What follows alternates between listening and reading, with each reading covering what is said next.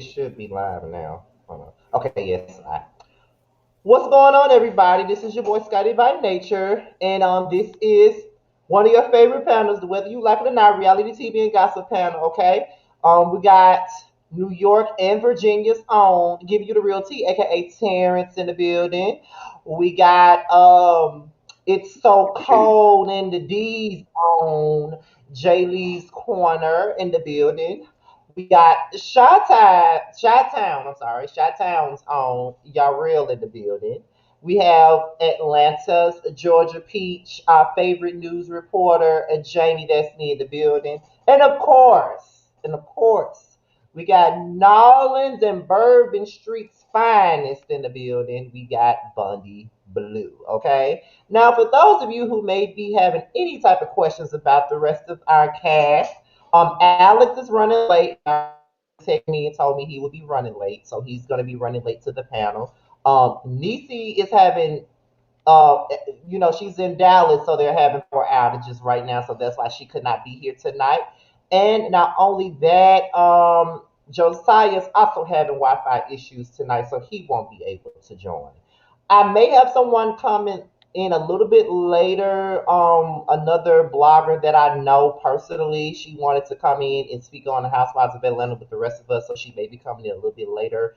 But other than that, we got some of our people in the house, and we're gonna keep it moving. Okay, so we're gonna open up with Bill Collective. I know that your real hasn't seen it yet, so I'm pretty sure he's probably not gonna say too much about it. He may be able to piggyback off what he hears from everybody else. But we're gonna start off with the Bell Collective. Okay, so I guess what they did was they picked up where they left off with this brunch situation, and I guess Leticia finally got to talk about the Fair Street thing. Do y'all have any other comments on that particular situation as far as their brunch is concerned? Yeah. So Okay. I want first of all, Marie, you old country hall kicking bitch, putting your shoes on that damn table. That's a damn shame that that old lady had to get y'all together. That poor old lady had to raise her voice and probably escalate her blood pressure to get you rats together. Kaylin, you knew exactly what you were doing. Okay, I want to read Marie because I feel like as a grown woman, you need to learn how to handle yourself better than that. And she was out of control to me. But Kaylin, like, bitch, I see you. I see what you were doing. You tried to make that moment about you. You tried to get everybody to come around you and coddle you. I'm not here for it. I don't want to see her again, to be honest with you. I'm glad they finally got to talk about Ferris Street, but where the money gonna come from? That's all. Right. I agree with Vondi. I'm not interested in seeing Kaylon anymore. I want to see Melanie. I want to see Melanin. I do not want to see Miss Kaylon. When Antoinette walked her out, she should have walked her out the first time when she went outside to check on her. She should have went ahead and escorted her out since she was so upset.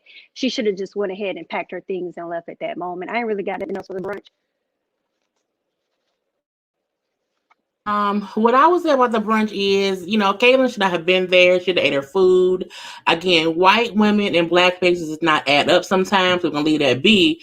I feel like even though Marie went about it in the wrong way, the reason she went about it was the right way. Like you can't come in here trying to make your point our point when you the only one in here. We don't really, we ain't here for you. And was it Miss Dorothy? I'm like, poor Miss. Her back was hurting. I know she was tired. I feel like they don't need no more brunches to discuss anything. Like if y'all can't meet up at the Waffle House or at the coffee shop or whatever, I'm tired of these brunches with these old school marm Southern outfits. I'm tired of it. So I hope whatever other event they have, it better be a brunch. I'm tired of the brunches.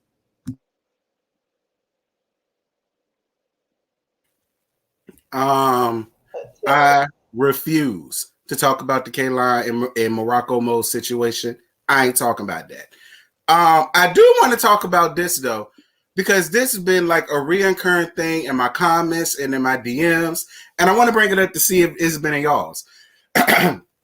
Do y'all feel? First of all, Leticia, I like you a lot. Should you ever see this, I want no hard feelings. But do y'all think that Leticia's house is really an Airbnb? Probably, and her marriage, because I don't think she married either. So I mean, it all could be rentable right now. I'm not sure. Leticia or Latrice, the brunch lady or No, the the care The brunch lady. lady. brunch lady. The brunch The lady. brunch lady. It's been a reoccurring thing. It's an Airbnb. It's an Airbnb. That's an Airbnb. That ain't her house. That's a damn Airbnb. I know her personally. That's an Airbnb. So I'm just asking y'all, have y'all been seeing that in y'all comments? I mean, don't read the comments to that degree, but I will say this. A lot of people that get on these reality shows for the first time get Airbnbs. For one, their houses aren't fabulous enough for a reality show.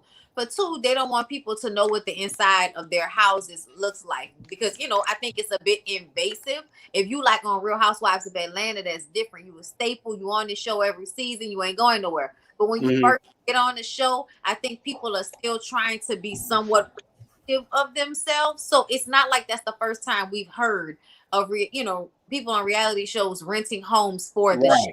Right. I think if it's an Airbnb, at least you pick the nice one. I mean, Right, for house real. still look unlived in, so I feel like if somebody who's been on the show for years, house look unlived in, so can a newbie. I think sometimes it makes sense because if this show don't work out, don't show them where you live at because they can make money your house. So like, let it be Airbnb. She can afford it, honey. Let it go. I don't know if it's an Airbnb because where we from, which is, I don't know us to even have any Airbnbs around this beach. So I don't know if it's an Airbnb or not. But I wouldn't be surprised if the house was rented just for filming purposes only because it's been rumored that Leticia says she is on this show. Like they're saying that her money is not what she's making it out to be on the show. So I don't know, but it's not. But whether or not money is We know what that by her yeah, fashion, by her it's not. hairstyle. We know she ain't got no money. Who, Marie? Yeah. Yes. So Leticia. Oh, Leticia. Now why you do Leticia like that? I mean, because I brought up the fact that people have been saying that she don't even work and she ain't even Yeah, got they've no been money telling like me that. that too. Her, I mean, because her it was husband said on the proved cipher that. wars. I said on my review, her husband proved that because he looked real shocked and confused and real new to what she says she been doing for a long time. So I said, yeah, this was just for the show. I get it And, though. I get it. yeah, I think he. I never knew that. Go Go ahead, ahead. Jamie. Okay. I'm sorry. No. You got Oh, it. okay. I never knew that Lil Boosie had a wife. I just never knew that until this show. No, that man does not look like Lil Boosie. Now you not finna put. I keep telling y'all, Boosie look like he smell like motor oil. No, you're not finna do that to that man because Glenn is actually handsome. Listen, Boosie tried to holler at me at Santa Mall one time. That man is much more attractive than Boosie. Boosie looked real dehydrated. That man Thank you. like he smoked a lot of cigarettes, but Oh, he looked nice. Just saying. Okay, so he looks like a more attractive version of Lucy. I mean, just say that he does. I mean, he looked like he's his more attractive older brother or something. I don't care what y'all say now. Boosie look Boosie, that man, two different people. Boosie look dirty. Like Boosie badass look dirty. Like Yeah, he dude, looked like like he he got a spent all day job, working he on a go to motor work. vehicle. Boosie is like he's community dick who don't nobody really want in private or in public, but they fuck him anyway. Like no, that man look like no, he not Boosie. That's not nice. To me, I think I Lil don't care what y'all say. He looked like Lil Boosie. okay.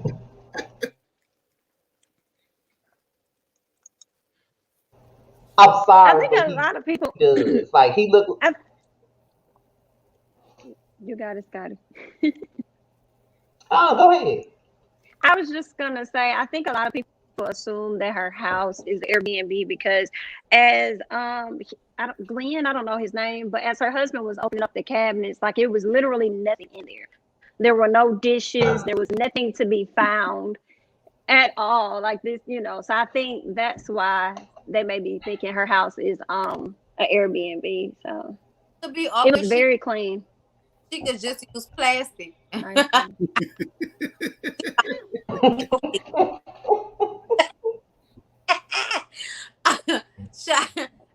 where this lady live at. Can we move on?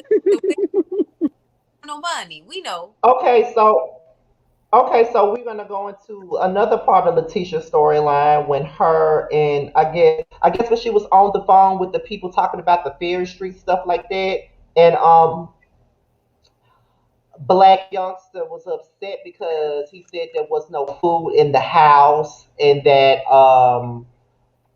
and all this other stuff. I guess he feels like a peasant now that she is trying to do more I should say with her life, I guess. And in my opinion, before you guys even get into it, I feel like he's in this 1950s and 1960s mindset where a woman is only supposed to take care of the kids and just sit up and clean the house day and put legs to him whenever he wants her to and not have a life of her own. And that's what Black youngster slash Lil Boosie gives me in that particular scene. So you guys can piggyback off of that and go in on that situation.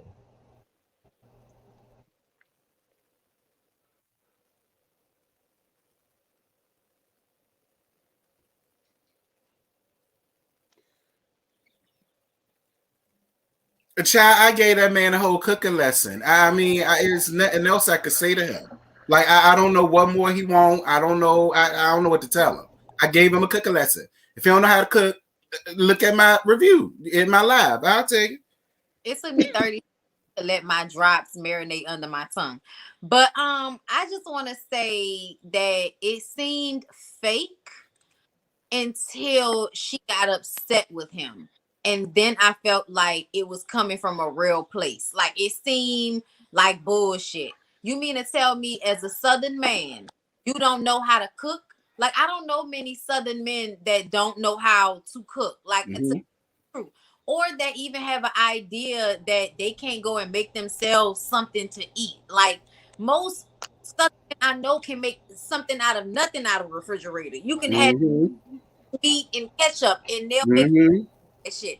So I don't understand like where he was coming from with this shit. Not only that, but it's like 2021 and you can DoorDash any and everything. So whatever it is that she couldn't cook, you could have got on your phone and ordered it. Like, I just don't understand making a big deal about that. But to me, it seemed like he's setting himself up to have a reason to cheat. Like, I told you that you wasn't doing this, and I told you that you wasn't doing that. So when I go and get my dick wet, then it's not my fault, it's your fault. Like that, he doing like the Martel hoe. Martel, I was just about to say it. That's very true, because he was talking about he wanted some yams in the kitchen as well as yams in the bedroom. So he definitely is trying to go down that path of having an excuse as to why he's cheating. I was confused as to why he got his feelings so soon, because he hasn't even been home that long since she's been working on this project. So I was like, it's like you just showed up yesterday and then all of a sudden you're mad. Like, that was a little off. I felt like the scene was rushed a little bit because it didn't make sense. Go ahead, Bondi. I was about to say, like, I thought that was like a few, days or like a week or two after he had gotten home when we saw that scene. They didn't specify, but something made me feel like it wasn't like the day after the way it seemed. It seemed so soon because I thought he was home for like 2 weeks. I wasn't really sure because then he mentioned she got 14 days to get the contract and stuff together. So it's like, either way it go, you haven't been home long enough for her to be in this group for you to be irritated to where you could just order you something to eat from DoorDash or whatever, or just go get your child. You ain't seen your son, pick your son up, y'all go out and get some pizza or something. So that was just like super confusing to me. So that was just rushed. I don't know what he wants. Like Bondi said, I think that was the best explanation. He's setting it up so that, he can try and cheat on her.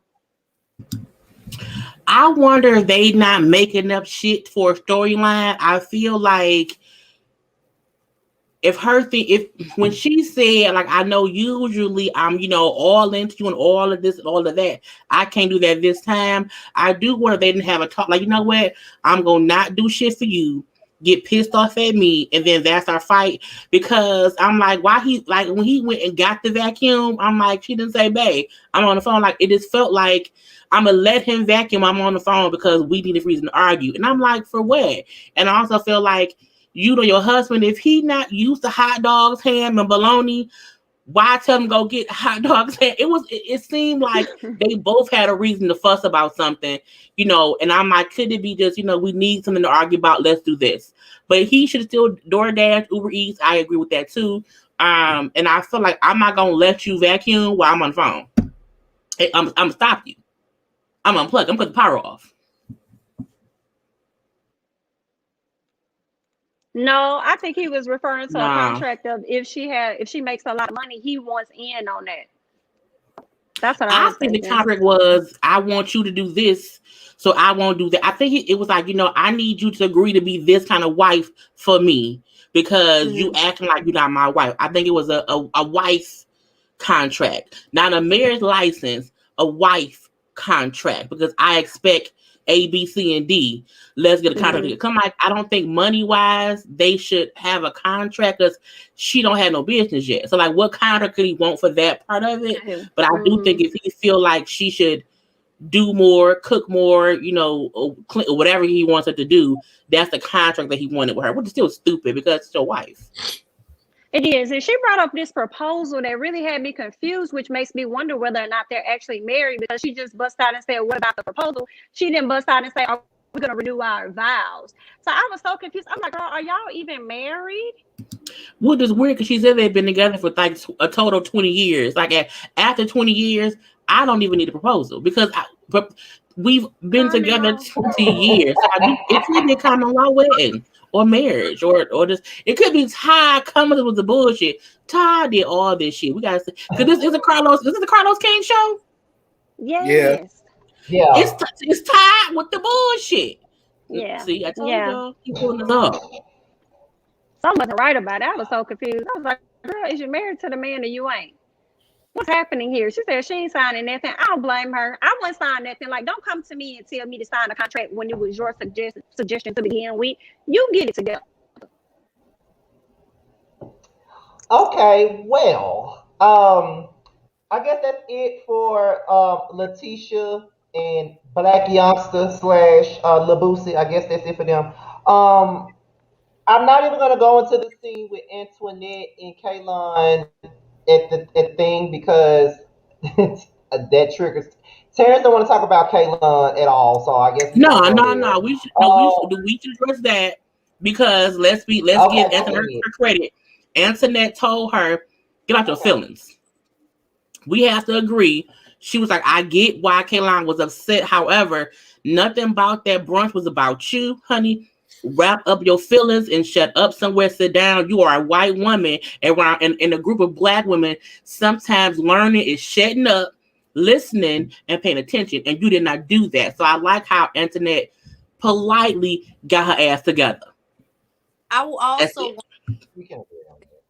I felt like Antoinette's energy made me feel like they'd had this conversation before, and that probably her relationship with Kaylin started out as we're best friends, but that white black shit, like when you're not a good like white.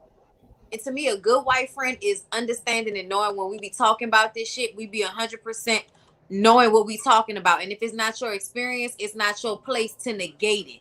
You know what I'm saying? You just sit and you listen. But see, the fact that she been friends with this girl since college, and she's still kind of in this headspace of, I'm about to argue with y'all about y'all experience. It makes me feel like y'all have had this conversation and she keeps going back to the same thing over and over again. So Antoinette's relationship with Kaylin at this point is one of convenience, and that probably gets her into certain doors and certain relationships that she may need business wise. But there was an exhaustion to me when I saw Antoinette dealing with her in that last scene.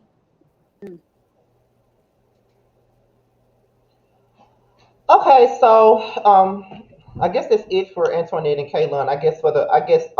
The rest of what we could talk about is Latrice and the situation with her and her brother, because that was pretty much, this episode was pretty much her situation. Heartfelt, I'm gonna let you guys go ahead. Go ahead. heartfelt, boring. That is it. Yeah, Heartfelt boring. pretty much.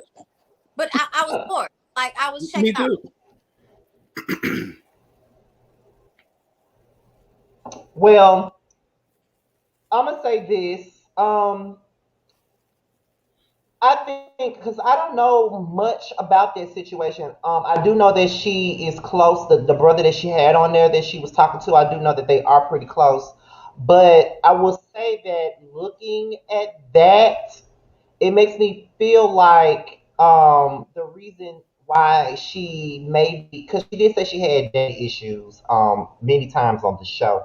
It makes me feel like most of the men that's been in her life has somewhat somehow left her in some kind of way, and it could be why she is attracted to more older guys and all of that other stuff. Just Like hearing the call it, stories about, like I said, bitch, huh?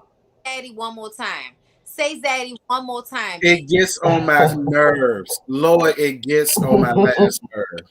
His name is Cliff to Cliff. he might be daddy to you, bitch, but to us, he is He's Cliff. Cliff. Period. And I want you to stop because every time she say it, it make my skin crawl. Just like when Heavenly does it. It's like, please stop like putting your daddy issues all over us. This is disgusting. I said the same shit. That's crazy. Because it's like I totally understand it. when she introduces him, it's like, yeah, this Zaddy or whatever. I'm like, bitch, no. That's Cliff. Cliff, the girl's Cliff. Go about your business. That's how Well, I I will say, introduce my man. Go about your business. well, I will say that for the first time this whole season, Cliff did not get on my nerves this Right. episode. For the first time, that's one thing I can't say. He didn't get on my nerves.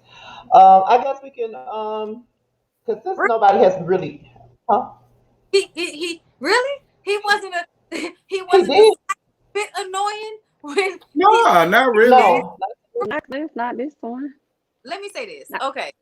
Every time she's discussing business with the business partner, this nigga comes out of nowhere, slithering around. Okay. So that was the first thing I was like, about business. Cliff is gonna come into the room. And he came into the room. Now I know how her friends feel. And then proceeded to be like, so I heard your brother married. And it's like, you messy as fuck for that because the brother wasn't married. So I feel like you Came with came the bullshit. Right. yeah, you came in, had her crying and shit. And I'm like, what kind of mental, emotional manipulation is this shit? Like, what is going on? I'm done. I Bondi, mean, I see what you're I saying. When he first came oh, in, I was kind of like, I did roll my eyes hard. But then when he said he wanted to take her out to dinner, I was like, okay, I thought he was going to talk about the business. But he was definitely messy when he said he wanted to take her out to dinner. But he ended up telling all her business in front of Melanie, which is what he was going to tell her at dinner. So it was no point in going to dinner because you was being messy anyway. Mm-hmm. He a messy ass old Oh, man. I just wanted to ask Bondi because I haven't seen the episode yet, obviously. But when you say he slithered, was it the Wendy sliver? His, I wasn't bring it up. I'm sorry. I'm sorry. I'm sorry. his hands were definitely in his pockets. So, yeah. I mean, for me, I just said that he really didn't annoy me personally because I'm with Bondi, when I first saw him come on the TV screen, I was reading him down. And then when he talked about everything else other than the business, I said, all right, my bad, Cliff, because Lord knows I sprayed the hell out of you. So to thank you for not doing that. well, I guess that's it, Bill Collective, because ain't nobody really got shit to say about Pumpkin and her shit. So I'm gonna go ahead and go into Love and Marriage Huntsville. We're gonna go ahead and go into that. And before we go into this, I'm gonna open up this segment of our panel the same way I opened up my review tonight when I did it. Martel Hope, you stop being a damn bitch. I just want to say that again. I just want to say that in my needy voice. That's what I want to say it again. But I guess to get to okay, so we can get Maurice and Jalen out of the way first because I mean I don't really care about that. What are your thoughts on Maurice's conversation with Jalen as far as what he was talking about in regards to him graduating from college and That he other need to opportunities that he may have. that he need to worry about himself a little bit. Like, what are you doing walking around in a damn suit? Didn't you just graduate? Where you going? What you doing? Where you work at? Okay. Because honestly, a lot of the conversation makes me feel like they are really dependent on Kimmy. Like, don't work. Do what your dream is and depend on your mom even more. Like, put more stress on your mom that's a nurse during the pandemic. That's Right. need. Oh, and don't cook and clean. Your mom can handle that. Just worry about your dream. And we'll be two grown ass men living with this middle aged woman and working her like a fucking horse while we follow our dreams. That's what it feels like a little bit. Just me. It's weird for me that everybody want to do real estate. I feel like there's other things to do as an entrepreneur besides real estate. I do wonder if Maurice is pushing Kimmy, which is also pushing Jalen to say, I want to be an entrepreneur. Let's do real estate. I feel like the reason Jalen may not be jumping into because he don't really want to do it. It sounds good. It's the family business, so maybe let me say that's what I want to do. He may want to own a pop stand. I don't know, but something about it makes me feel like he's not really into it because even though there are many different fields you can be in real estate, it's a reason he hasn't picked a field yet.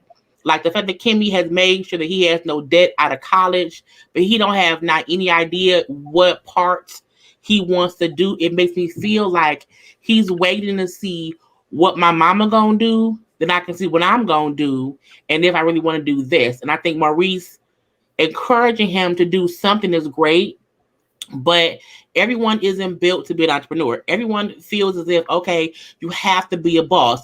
Every boss needs employees. Your business can't run if someone does not work for you. So I don't like the whole mindset of everyone has to not have a boss because bosses have employees. So I Mhm. think they should tell him like pick what lane you want to be in and then figure it out from there. Don't make it feel as if him working for a paycheck is the wrong thing to do. Right. Right. Yeah, I didn't like Right. that. The main thing, because you're right. Like, you should be doing something if you want to do as well. But like you said, Jay Lee, I feel like he said that he was like, I'm still trying to figure out what I want to do. Because to me, I always knew what I wanted to do. So I had internships while I was still in college. So to me, I'm trying to understand what he's been doing all this time when everybody around you works in real estate and you're still not actually working. Y'all know what I'm saying? It seems like Yeah. And then what is the degree in? Like, what did he go to college for? Does anyone know what he went to college for? Like, did he I go to don't college for? know. Like, did he go for business? Man, like, what was your degree in that you're now out of college and you're still trying to figure it out? I get it's a pandemic and that means you may not be able to get a big time job, but were you not at all working in your field at all your whole life? So that part is what I wonder. Like, what's your degree in?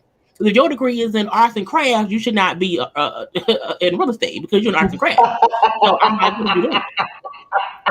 But you know what though? My, That's why I love Kimmy the way that I do. Cause Kimmy, like, yeah, little nigga, we all work jobs that we hate, but bitch, you're not about to sit up in the house all day in your drawers while me and my husband out here working getting a paycheck. Nah, you gonna work, earn your own little keep until you discover what you want to do.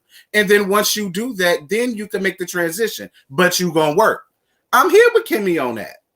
I'm here with Kimmy on that. She's raising a black man. Nigga, you're not gonna be no slouch. You gonna work. and well, every let me say this. valuable. Another, you know what I'm Let, saying? Every experience is valuable. You work for a boss that treats you like shit. You realize that when you do become a boss, you don't want to be like that. Like, there's Mm-hmm. to learn from every experience. There are people to meet, relationships to build to the day in every opportunity, no matter how small it is. Also, I want to put out there, I just want to reiterate the fact that he ain't got no debt. Let me just put that out there. He has no debt. A lot of us who went to college had some fucking debt and had to pay their student loans off. I just paid off all of my student loans just a couple of years ago, and I didn't even finish. But I still had to pay my fucking student loans off. Okay, so I'm happy to say that I ain't got no more student loan debt. But there are some people that still got it to this day, and they graduated years ago. So for Like, you not to have no fucking debt, like myself, who graduated 11 years ago, and I'm still paying off student loan debt. However, I did finish, and I have been working in my field the whole time. So mine don't feel like as much of a waste as some other people's degrees feel. Right. Right. It ain't like I ain't get my money's worth out this bitch. That editing class definitely set me up for this.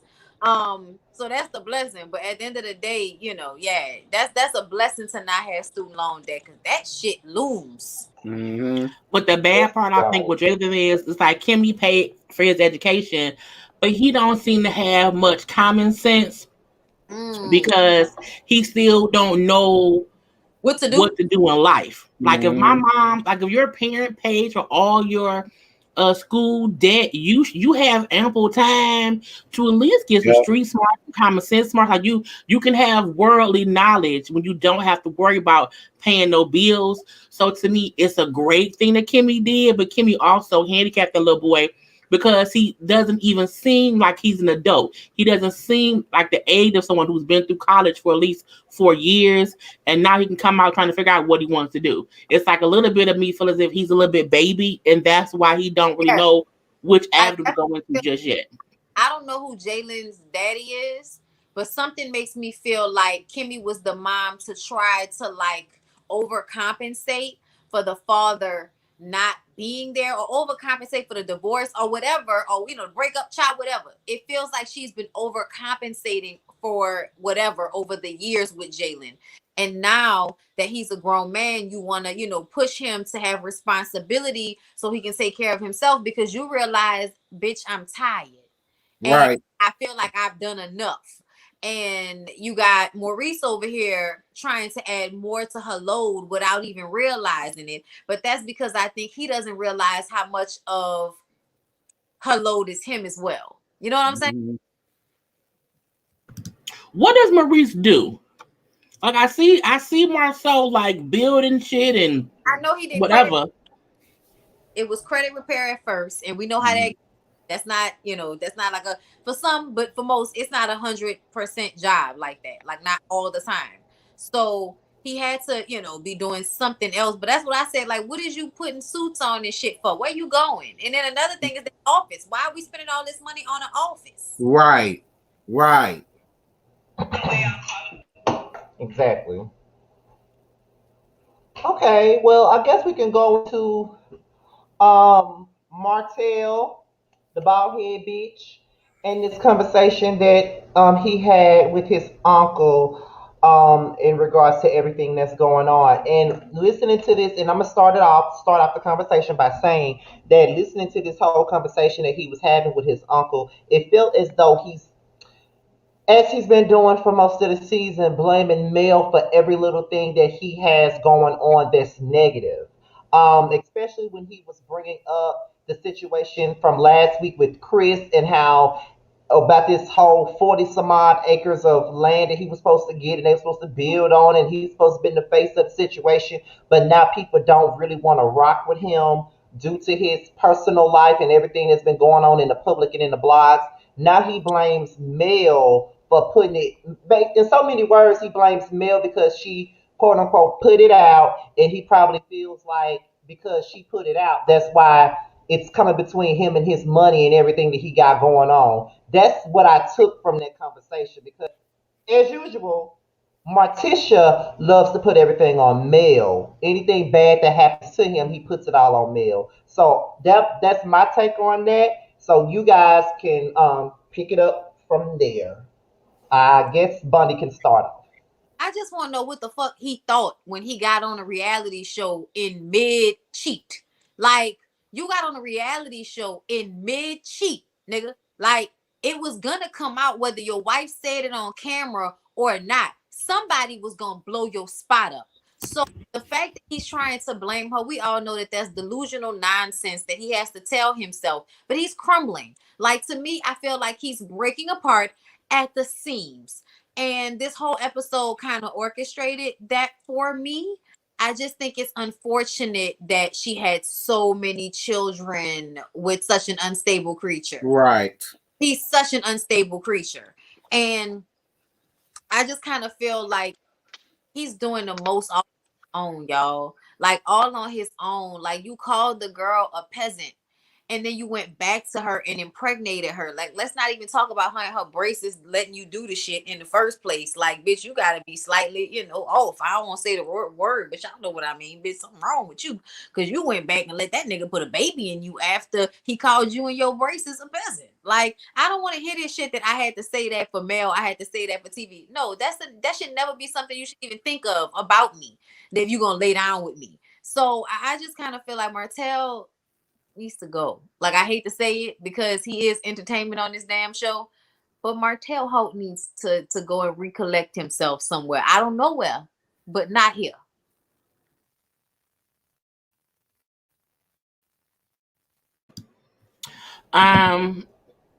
Martel and Melanie is just dumb. I feel like at this point, that's just him trying to save face.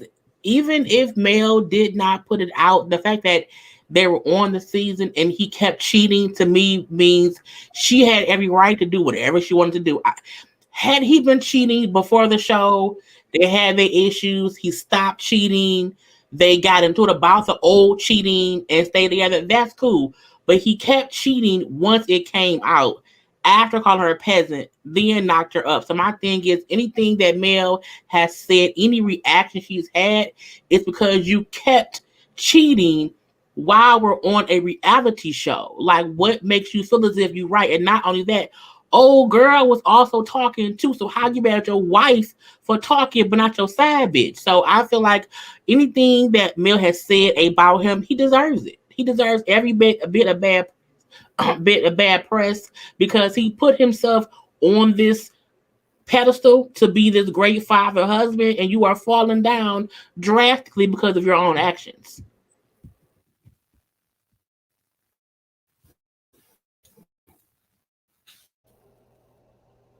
Terrence and Jamie, y'all have anything to add to that? I went off for him on my live. I refuse to do it again. He gave me a headache.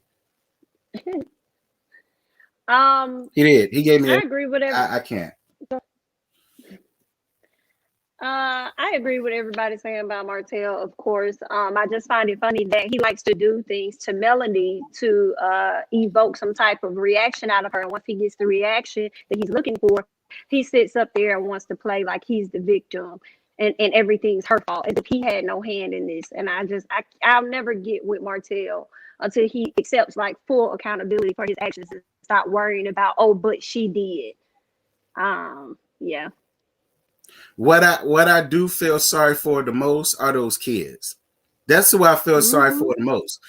We don't know what the hell going on off cameras. It could be at that we don't know what they've heard, what they've seen, probably how many times they done seen her cry, dealing with him. And my whole thing is, kids don't forget that shit. They don't never forget that. Yeah, you my daddy. Yeah, you there when I need you. Yeah, you take care of me. But at the end of the day, I know you're a fucked up person. I know that because of the way you did my mama. He gonna have to answer for that. He is. So Agreed. I think it was really unfair too when I think about the week before last when he came to the house and told the kids to go in the house because he wanted to talk to their mom and she may get loud, but then it really was him that was doing the most and then evoking a certain response out of her. It's like you came out better just not even coming over there. You could have just did some opposite. I don't know because she had him blocked, so it wasn't like you really could get in contact with her. So that really was unfair to those kids, though. Okay, let's move into the part of the show where Mel and Martell finally met up to discuss the assets. I guess assets that they may have to split, assets that they or someone may have to take over. And I think the thing that really caught my eye with that whole conversation is that they was talking about. I'm guessing if because I'm still new to this show, so if you guys can correct me if I'm wrong, does Melody have like a beauty line or something like that that she got or something? Is it a beauty line or something? Yeah, it's it's the called Yeah. cosmetic. Embrace. It's like a Yeah, skincare line or something. yeah. Mm-hmm. Yep, embrace beauty. She has Hmm. some Okay, so condition, and she came out with like a line specifically for that skin condition. I won't say that because people be coming out with skincare lines all the time and it be on bullshit.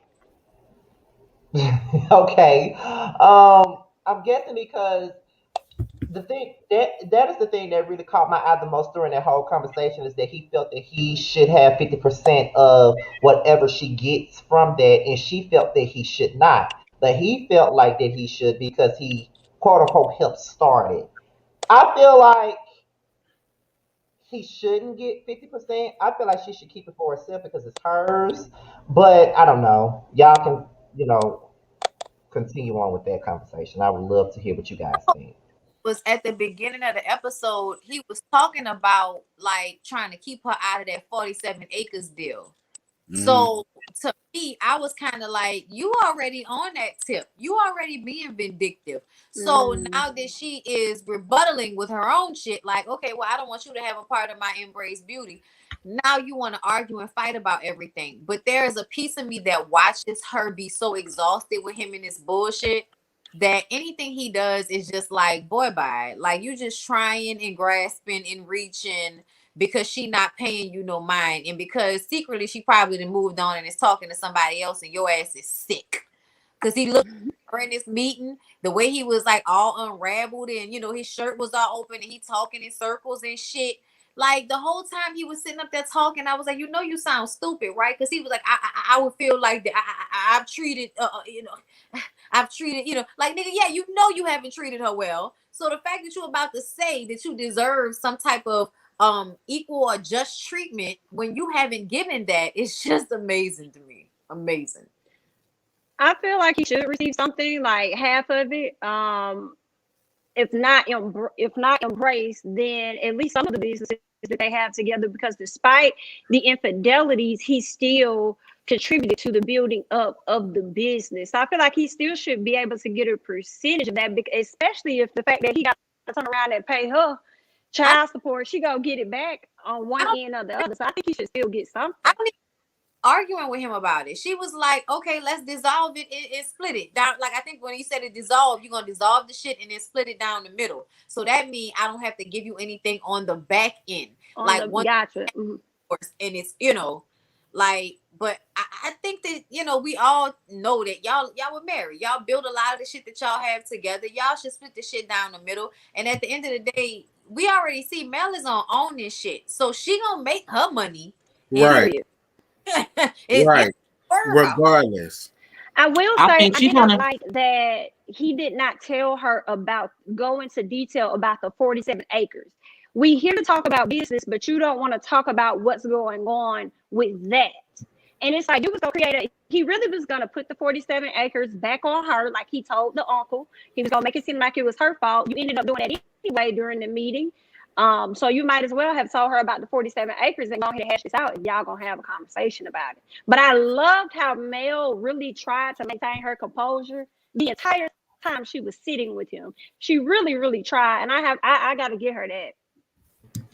I think when Mel brought up how when he kept bringing up how he did A, B, C, D, E, F, and G for her and made her this, that, and the other. When she was like, we were married, it was a whole marriage partnership. We made decisions together, so you can't make it seem as if you built anything for me because we made joint decisions. I feel like we embrace when he said, I don't want to have anything to do with anything that we had together, that should include embrace. You can't make it seem as if I want to, close down hope and hope, but let's keep embracing split that. Her point was, no, you want to be done, let's fully be done. I think Martel loves gaslighting her, and he was saying things to piss her off when he was saying how much he would never make her not have money, and if she doesn't have, he'll make sure that he can help her, so she should not do things to hinder him. And how he said, I trusted you with the money, and she said, right, because you trusted me. He then said, well, no, I trust anyone. That was a dart to her to make it seem as if I put you on the same level as anybody, anytime, joke, anyone. I'm like, that's your wife. Mm-hmm. You don't trust her how you trust anyone. Even if you are a trusting person, you wouldn't trust anyone with your money like you trusted her. So I feel like he consistently tried to piss her off. And I think once she realized that, that's what made her stop crying. She's like, you know what? I'm over here getting sentimental about, what we had and how good we were, but he's still fucking with me. You know what? are we done? I'm gonna leave. And I think at the end of the day, she will be better off without him. And as much as he's hurt her, that's gonna make her stronger at the end of the day. So, he was a stepping stone for her.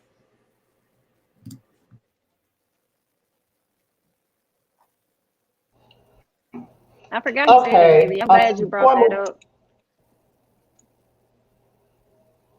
Okay, before we move on to the next, Terrence, do you have anything you want to add to that?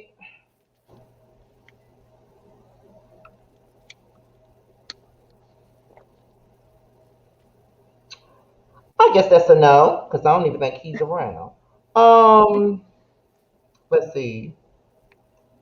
What's this thing? I guess, am I the only one who doesn't like Leticia? Because I don't care for her too much. Well, Not in my No own. one does. it's not a lot of people that care. Yeah, Okay, okay, she don't great. really matter. Okay. I Yeah, I don't. don't fuck with her ass. What you say, Bondi? I don't like her. She's hella aggressive and manipulative, and it's really annoying. And I I wish agree. she stopped because, like this episode, the way she sat there and blamed everything on Mel, and it's like when you really look back on it, Tisha started that shit. Tisha started that shit when she asked Mel for advice on how to get back into, the business and career world after becoming a mommy and all of that. And she takes her out Mm-hmm. and she's like, yeah, I'm gonna tell you, girl, I'm gonna give you the game. I'm gonna do this. We're gonna talk to another brunch that I'm going to. We're gonna do this. Like Mel was like, okay, I'll help you. She goes to Kimmy and says, girl, she was talking to me like, I'm gonna give you the blueprint. I'm gonna give you the blueprint. It's like, how are you gonna give me the blueprint? It's like, bitch, you went and asked her for help. And she said, I'm gonna help you. And then you talked about her like she was some know-it-all that was giving you advice you didn't ask for. So that was like the first thing I saw that made me feel like Tisha is jealous of Mel and on some single white female shit with Mel, and then tries to play the victim because she keeps calling Mel a mean girl. You're a mean Mm. girl. And you've said shit too. You've done shit too. You threw the other woman in the car and all of that in her face. Like before anybody said anything to you, you was like, "What about Martel buying bitch cars and shit?" Like you did that too, and now you sit up here and act like I don't know what the problem is. I don't know what the issue is. I don't know why she doesn't like me. Like I don't like that type of shit, bitch. For You know sure. what you did. So yeah, that's my take on her. She needs attention. She needs friends. She needs someone to make her feel better about herself, her mom, her husband, her life. She seems like somebody who never got attention in high school, and she's searching for that now, and you too old for that. Like, you should not need for Kimmy to be like, oh my God, you're the best sister-in-law ever. Like, she's just clamoring for any kind of attention. The fact that she went to Destiny to be friendly, I'm like, you really? Not to say it's a bad thing, but I felt that it seemed desperate and not genuine when she went to talk to her. I'm Mm-hmm. like, you didn't need anyone because you can't really count on Kimmy because Kimmy not gonna kiss your ass. You not talking to Mel, so let me try and butter up to Destiny and see if she can be my new best friend. And I'm like, I'm just over her. It's entirely. I want Tisha to be careful because she gonna find herself on the outside of the circle. She gotta understand the woman you're going to, which is Kimmy. She's kind of team male, even though she for the most part is doing a good job with being neutral, but she likes her friendship with Mel. She don't like your mama. Your mama gonna ruin the friendship that she got with you. Mel's not gonna do that. In addition, you gotta understand Destiny has been friends with Martel for a long time, and now she's even closer with Mel. So with those two ladies being closer with Mel and you keeping up with these antics on top of your mama, you're gonna find yourself on the outside of the circle. I really didn't like, and I know we're gonna get to that, how she handled the situation at the table by bringing up the mommy podcast, trying to make somebody feel like they're an outcast. But that's what I have to say to Tisha. Just be careful because you're gonna end up on the outside of the circle in a minute. I agree with what everybody had to say about Leticia. She is such a little girl, and I wish she would hurry up and grow a damn brain, grow a backbone, do something. Like I'm getting completely over her. And I honestly feel like Kimmy is kind of getting over her too. I feel like at this point, Kimmy is like, As she listen, should. I'm sick and tired of you like trying to get me to be on your side when it comes to like I just feel like, especially because we're married into the same family, I should be able to tell you when you're wrong. Just like I'll be able to Right. be on your side, I should be able to tell you when you're wrong. Why is it when I'm telling you that I'm wrong, I'm choosing a side? No, I'm here with you, ain't I? We're cool, we're chilling, but you still wrong.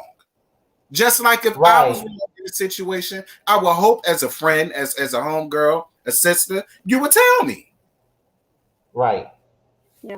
But she could be one of those people who feel like if one of their friends, one of her friends tell her that she wrong, I guess she's one of those people that needs their friends to agree with every single thing that they do. And anytime you call them out on their shit, it's like you're being disloyal, or if you don't go along with anything that they go along with, then you're being disloyal. Because I'm just now tuning into this show and I'm annoyed with her ass with this Kimmy stuff. Because I don't even know Mhm. the entire origin of this whole beef between Leticia and Mel, but whatever happened, it's obviously dumb as fuck because she wants Kimmy to choose a side, and and all this other stuff. She's mad with Kimmy because Kimmy's still cool with Mel, but why she gotta stop fucking with Mel over your issue with Mel? I never understand Whew. people like that. Like, why I gotta stop fucking with a person just because you don't fuck with them? They ain't did nothing to me. If I'm not talking about you to said person,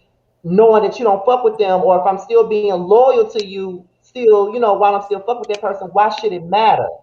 You know what I mean? Like, Tisha I went as never, I never. she went as far as to say that they were still building friendship. And it's like, bitch, what are you talking about? Kimmy and Mel are already friends. They're not building a friendship. Like when she said that shit, I was like, yeah, you really are starting to create an alternate reality to suit your bullshit. And I can't take that type of foolishness. But I also think it's because she has no control in her marriage. She has no control in her relationship. She doesn't have any autonomy. She doesn't feel like she has any personal equity in a relationship. So she's True. always trying to get that in other places because she can't get it at home. And the truth of the matter is, as soon as she deals with her issues with her husband, then maybe And her she'll be a mama. woman and people will gravitate to her all on her own instead of her having to single white female male or bully Kimmy into being, some ridiculous depiction of a loyal minion, because that's what you want. You don't want a friend. You want a minion. And you're not gonna get that because you're not the type of personality that brings that. You are the minion. Like, And as far as this Erica, how can you be? question on Yeah, as far as this question that's on the screen, this is a different situation. It's not like Kimmy just met Mel 2 minutes ago and now she's friends with her. This is someone she's known for years. She's been friends with the both of them for quite some time now. So that puts Kimmy in an awkward position because she's friends with both of these girls. She's been friends with both of these girls for years. So it puts her in an awkward position. She shouldn't have to choose anything or anybody in this situation. Like, this is not high school where Facts. you just hate That only somebody just applies. because they're yeah. don't That match. only applies if that person was an enemy and then you try to go befriend them. But if they was already friends in a Right. friend group and one person falls out, Right. why you Right. got to stop being friends with somebody you probably have known longer than you know the person they fell out with? Yeah, it's levels to that. Like, it's different where it's different. It's a different situation because it's like if I'm friends with two people, all three of us were friends. When y'all fall out, I'm supposed to choose which one I want to spend my time with and just say fuck the other person. That's not a good. No, I'm not doing that. I can understand if I've been friends with this person for 15 years and then they have a falling out with someone that I don't even know, and then I just go out and befriend this person that I've only known for 2 seconds, and they don't fuck with my friend. That's different. So that's not her being disloyal. Like, I don't get what people are saying with that. Like, I don't especially like you can't make a person choose. It's ridiculous, especially when it's been years of friendship with all of them. it makes Mm. me feel like the people who feel like that are just as immature as she is because y'all have the same mindset about what a friendship is. Nobody owes you all of that. The only thing you is respect and decency. So at the end of the day, if two friends fall out, just don't be sitting up there, cackling, talking shit about me. Like that's the only thing. And Kimmy never does that. But Kimmy says to Tisha's face, you did things that escalated y'all's fight. You did things that were problematic. And Tisha can never take it. And that's Miss Wanda. That's the Wanda in her. Wanda J. Blige. You can't never accept your wrong in a situation. And I definitely see her mom with that. That's why, her mom all over the place and all everybody else's business because she ain't got no business of her own because she ruined the shit. She got a little business. Right. That's what she came in town for, honey. Look, that little boyfriend she got. All old hoes. Boyfriend and the husband. All old hoes got. Don't look. Any old hoe showing up with a hard hairstyle in 2020 has dick. Please believe me. Period. We just need her to stop sinning, like Marcel said. Stop sinning. Speaking of Marcel, how did y'all feel about Chris coming over to offer Marcel the same deal that he was working with Martel on? That's what Martel asked him to do, though.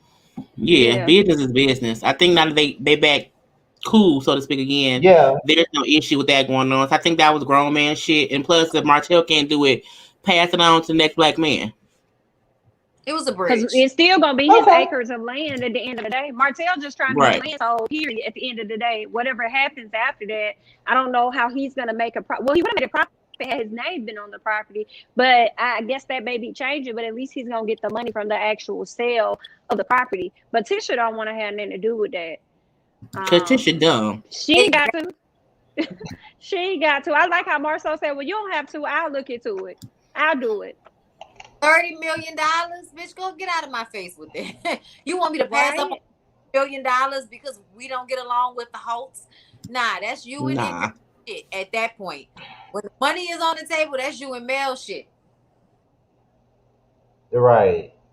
Okay, so I guess since we're past all of that, we can get into the dramatic graduation dinner that Jalen had. Okay, so I guess we can start it off with what Jamie mentioned earlier with Leticia bringing up this whole podcast situation. I guess she asked Kimmy to be on it or something like that. Then she asked Destiny and something like whatever. Like she was just being petty as fuck throughout that whole little situation because Mel came in. She hugged who she wanted to, but spoke to everybody at the table. Marcel was being messy as fuck when he said, "Oh, she got a glow. She got a glow. She got a glow." Child, shut up. Just say, "Hey, how you doing?" and don't go into all of the other shit. Like you and your wife is trash to me. Like both of y'all. But yeah, just go ahead and extend your point on that situation since you mentioned it early on when we first started talking about the show and all this other stuff. So I just have to highlight I did not like Mel's outfit at all. I hated the jacket and she had the glitter mask to go with it. I mean it was cute but not cute together. But everybody sitting around the table minding their business and Tisha just felt the need to bring up this mommy podcast and then ask Kimmy to be a part of it. It's like you just went to Kimmy's house and had a sit down with her, asking her to have your back during all times. Why you ask her to be a part of the mommy podcast then? So you purposely did that to try and make Melanie feel away. But I loved how Mel gave them nothing. She was just like, I ain't got nothing for y'all. But in the confessional, she said she been there, done that. And I'm with her on that. I just didn't like how Tisha did that. And then when Destiny brought up the fact that we should also have Mel be a part of it, Tisha was just open. Like, I don't know where Mel feels, where she is with us, and I'm just gonna leave it at that. You might as well leave it at that because you see Mel ain't really got nothing for your ass anyway. So she just could have saved that for herself. She didn't really have to mention that. She could have pulled Kimmy out to the side and had a conversation. She didn't have to try and make Mel feel away. And like I said, that's okay because you keep with these antics and you're gonna find yourself on the outside of that circle. I feel like Tisha's already on the outside of the circle. She just don't realize it yet. Because no one really wants to talk to her. I feel like her asking people on her podcast to me shows you have no friends. You keep having the same folks on and it keeps having the same not success because you can't, spread yourself out to make it feel as if you have something to give. I feel like even having Destiny on, even Kimmy, it's a reach to make them feel like, or make her feel like they are closer to her. Again, she wants to be friends with these ladies, and she's doing that, and it doesn't make any sense. Even bringing it up in front of Mel, she wanted Mel to ask to be on. That's what she hoped would happen, and Mel said, "Bitch, I'm gonna keep my mouth closed. I'm not." She did it for a reaction, and she didn't get anything, and I think that kind of hurt her feelings. But I'm like, no one wants to consistently be on your podcast because you aren't interested enough on your own and you're looking for friends. I think she is on the outside now and she's trying to get back into the circle. Absolutely. And also, because you said that, it just kind of make me feel like she knows she really ain't got shit going on. That's why she the mommy podcast. Bitch, why do you feel like you can have a podcast just because you somebody mama? You need to get your own shit together. You can't administer nothing to nobody when you don't even have your own personhood in your marriage, bitch. That man like just kind of fill you up with water and then rinse your ass out. Like he just be, oh, do this, do that, do this, do that, and have you doing everything while he just gets to do one job. And I look at Tisha like somebody that I can't learn anything from you because you seem dumb. And not because of how you speak or any of that shit, but more so because of the way you handle yourself. Like you seem so unaware. So there's that. And I also feel like that's the reason why she didn't run behind her mama when Wanda first went and followed behind Mel, because she thought Wanda was going over there with the bullshit. And when she heard the commotion, it was almost like, oh my God, I can hear my mom getting loud. Let me go and check on her. I'm super excited. I hope she's getting into it with one of them because I can't stand them. And then she slowly walks out there. And when she finally gets out there, her mama is chasing down Mel to have a come to Jesus moment. She's like, that's not your daughter. Bitch, she know that's not her daughter. Why is that instantly where your mind goes to? You're a child. You're a child. Like, and My Martel, mom can't get up and walk behind anybody who I know she has issue with, and I don't come with her. My thing wasn't even how Tisha is in competition with Mel. Okay. You let your mama, who's messy as fuck, go behind Mel, and then you seen Martel get up. Had it just been her mama and Mel, okay, fine. Once you seen Martel quickly got up and went behind them, bitch, you should have been on the way. the way he ran up, She couldn't. that shit bothered me so much, the way he ran up on that lady, because at the end of the day, yeah, she didn't say some messed up stuff, but that's an old lady, man. What you was gonna do? You was gonna hit that old lady? You gonna push that old lady down on the floor, my dude? You and your muscles? I was nervous watching about. I was like, what's going on? It was Tisha uncomfortable. couldn't say. Tisha couldn't run after her mama because she was too busy feeling a way about Kimmy, letting her mama know that she wasn't invited. Right, Which like she Talking about wasn't why she being rude. I said, what, bitch? Your mama wasn't invited. how is that at disrespectful? all. I was so Right. but it wasn't She disrespectful. couldn't run after her mama because she was too busy trying to check Kimmy. So Martel was outside eating her mama Her ass son. up. This stupidness all up.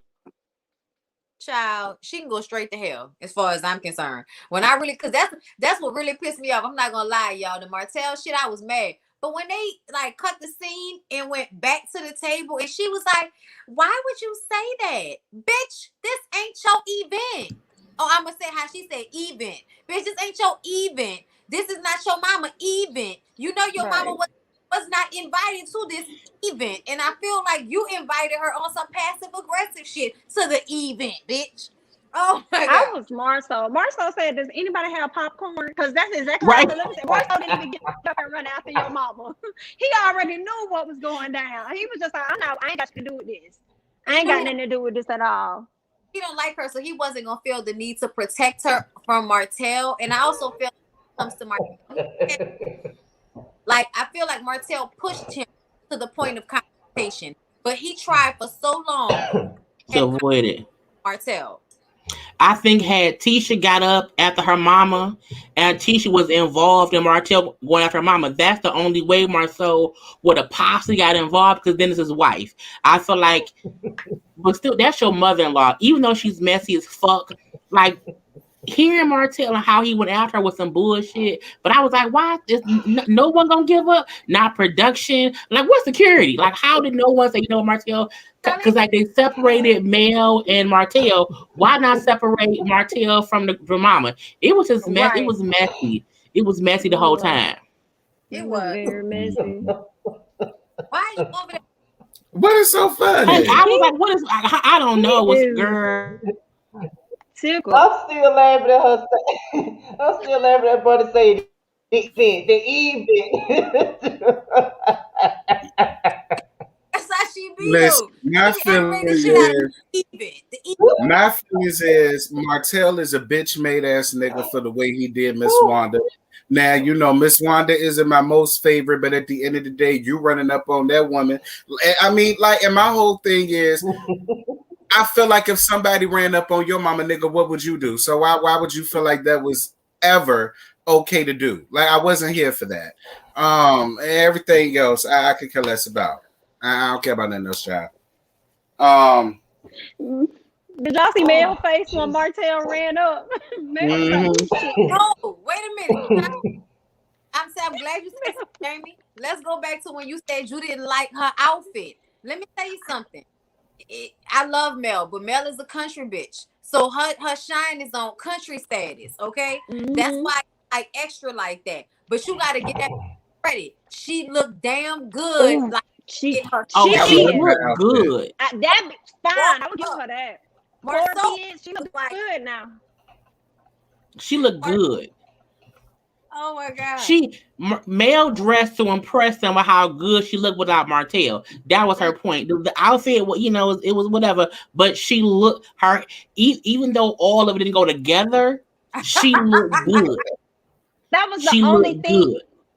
It was like a glitter jacket. I know for a fact that lace top with them leather shorts she had on, like I knew it was fine. And the jacket gave me, oh, it's raining, it's cold. Let me reach in the back and grab this jacket to throw it on Grab and go to this something, thing. That's what it gave me. But underneath, but I'm she sure she looked was good. bad. Yeah. Yeah, she looked good. Hair was good. Makeup was good. She took that mask off slowly. I was like, okay, man. She like, I'm gonna let y'all. And when Marcel said she was glowing, I felt like she was. I caught the shade of it, but I also felt like she is glowing without Martell.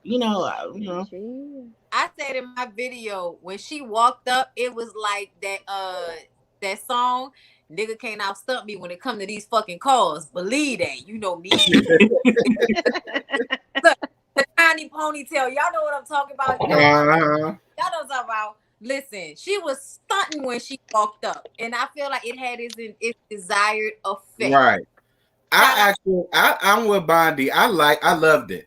I loved it. Now I don't know if it was because I just loved her attitude or whether it's because I loved the outfit since Jamie brought that up. But either way, I was here for Mel in this moment. And when Martell came, she politely got up, gathered her shit. Girl, I'm gone. Hit me up later. I'm out of here. Deuces. I loved how she paid Wanda messy ass dust. Good, fine, whatever. I'm gone. I'm out of here. Deuces. I loved it. It Okay. Melody's got a man. Okay. At home. And Okay. you always treat me right. Come on, Bondi. Give me the Okay. Listen, I know the rest of the words of that Shantae Moore, but I know bitch got a man. Okay. Now look, don't make me do that. I know lyrics to that one. I can't wait until he addresses Okay. her as her girlfriend, though. Oh, I can't wait till that happens. Maybe that's when she throw that plate at him. Mm. Oh wow. Okay. Okay, I'm sorry. I still can't catch my breath because Buddy has killed me tonight with this event stuff because I'm still Event. laughing. This is too She said, funny to me. I'm sorry. Oh God. Okay, so we're gonna get into basketball wives now. Oh Um, yeah. I yeah, we're forgot gonna get all to about basketball them wives. bestie I bitches. done forgot what happened. Like, okay, Thanks. I I don't have. was Well, like, damn, what happened? I said, y'all want me to tell Well, y'all? have no fear for everything. I was there, bitch. What you So say, Bondi? I can tell y'all what happened. Bitch, basically, ain't nobody taking responsibility for what happened last season. There we Okay? go. That's And basically that's in a nutshell. That's what happened. but Chandria he about to take us the fuck to play with. And what I am gonna say is, as much as y'all wish we wasn't giving them the attention, my bag was nice, so I'm gonna continue to review. So that means Okay. mad at me because you showing up to watch this bullshit or watch. Just for the say that they watching.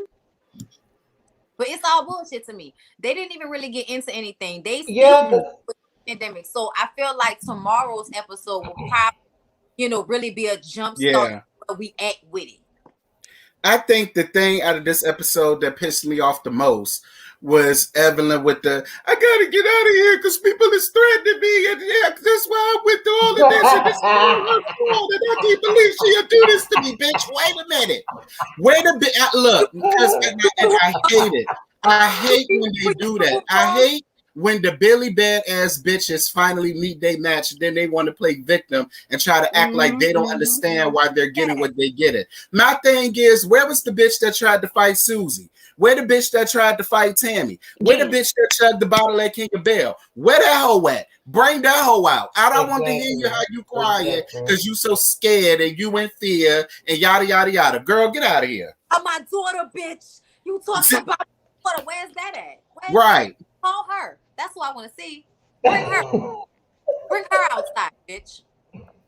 Look, we always knew that Evelyn was.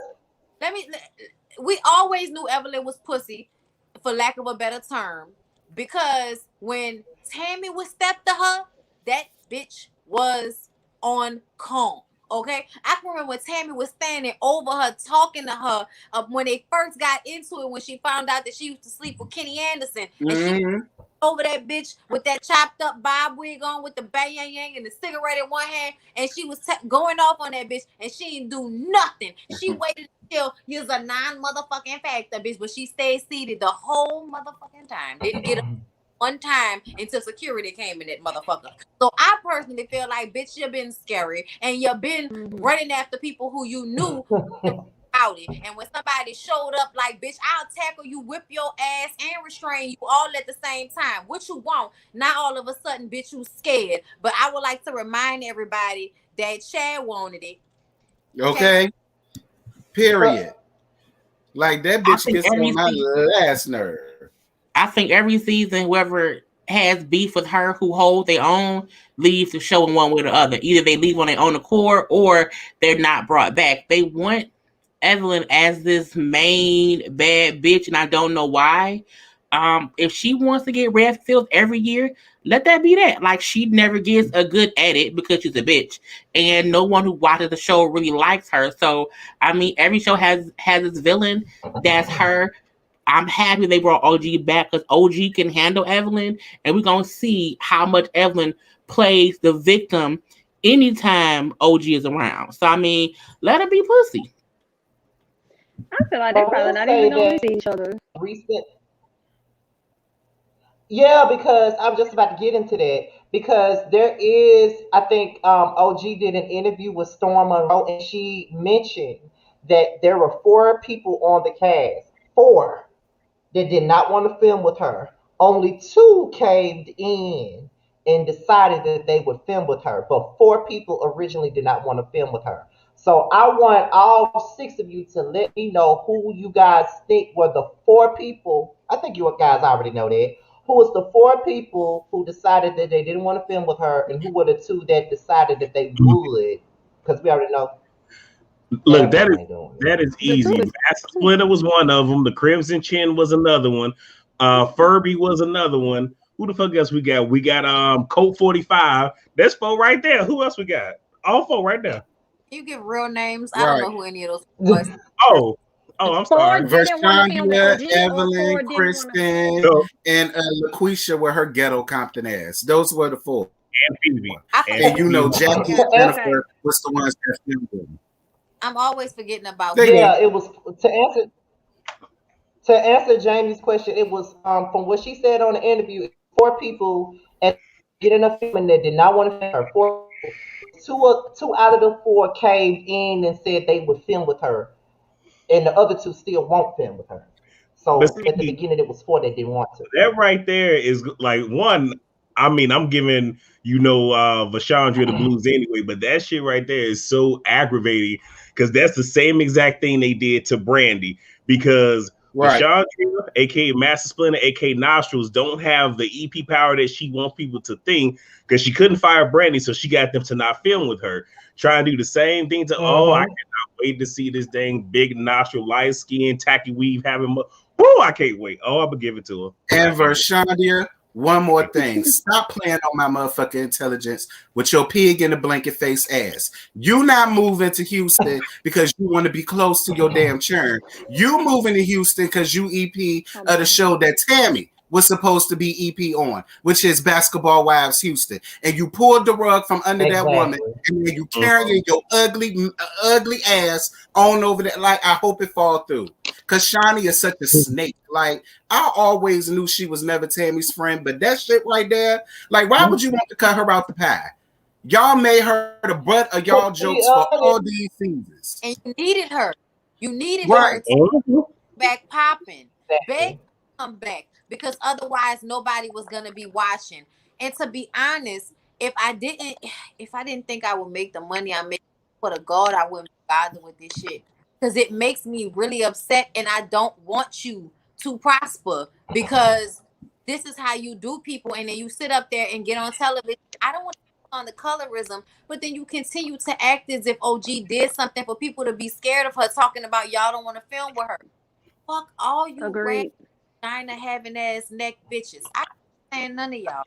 Yes, I can't. But I to cannot. be honest, to piggyback off of Terrence and Bundy, who's to say that this whole Basketball Wives Houston thing would even hit the air? Because those episodes, the premiere had debuted to some very poor numbers last week. They opened up with 500,000 viewers, and that's half of the viewership that they normally get. Good. So ain't nobody really fucking with Basketball Wives this season. Nobody's really fucking with them.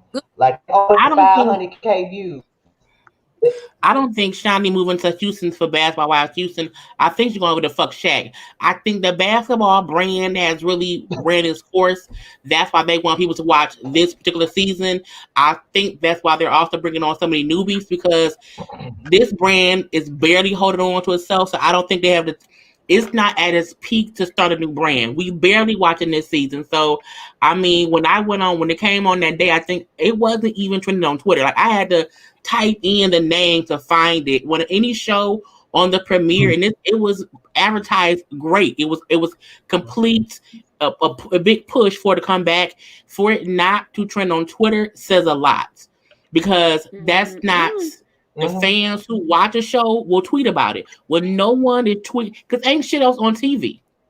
It's not as if it's a lot of shit on a Tuesday, so it's not that much stuff on. So I feel like Shawnee gonna be sneaky, Evelyn gonna be a bitch. I don't even care who did not want to film with OG because she's back, so it doesn't matter that someone did not want to film. You're here, so whoever did not want to film, they didn't win. We know for a fact that the mean girl is gonna try to push her out. It ain't gonna work, but I don't see but maybe one more season of this show and then it's done. Yeah. Because how many times could she pat her pussy and say, Evelyn don't have shit going on. She's not dating nobody. She's not working nowhere. Like Jack and Doug, okay, y'all still married good. Like Malaysia, no one has anything going on. Not even OG. No one on this show has something to promote besides last year was colorism. Let's go to a house and chit chat. I'm gonna get bored after a while. Yeah. Jay Lee, now I do want to say. Because you just gave me nightmares sitting there trying. Vashandi and Shaq. Ooh, girl. Ooh, wow. I do want to just say right quick, even though, like I said, I love me some Jackie Christie, she got one more episode to sit here and play like she don't colorism shit. Because I let her live. Oh my God. She pissed me off so bad about that. And my whole thing about Jackie with that shit is, bitch, you was colorist to your chocolate daughter. So that's probably why you Facts. couldn't tell the colorism of what was going on. Because the same way Evelyn treated OG, you treated your daughter for years, and I believe every word of it. And then when I asked that They girl, can was it tell you really what I was colorism gonna say. or social Turn. media hyped it up? Girl, if you don't sit That's your why I ass. said, Jackie, stay out of that. Don't put your mouth in nothing dealing with that and that cut. Stay out that shit. But You are OG not made a the great person point. to Go be ahead, talking Uriel. about that. I Go want to ahead, hear. I Uriel. want to hear what Uriel had to say. I want him to finish his point because I definitely want to hear what he had to say on that. Go ahead. Oh no, Terrence just stole my limelight as I was mid sentence, but that's okay. He said what I was gonna say. Oh, I was gonna Well, say it OG, too, to be honest, because that pissed me off though to see her sit there and try to downplay. You know what? Let me tell you something about Jackie, and this is coming from a person that Oh, actually like her. Jackie kills me because it's like she wants to be down with these girls so fucking bad and she don't have to be down with them at all. She actually makes the show. After Tammy, you need Jackie to keep this show going. Without Jackie, the show ain't gonna keep going. So why the fuck do you think you need these girls to be your fucking friends? Like she wanna be down with Shawnee. She wanna be down with Evelyn.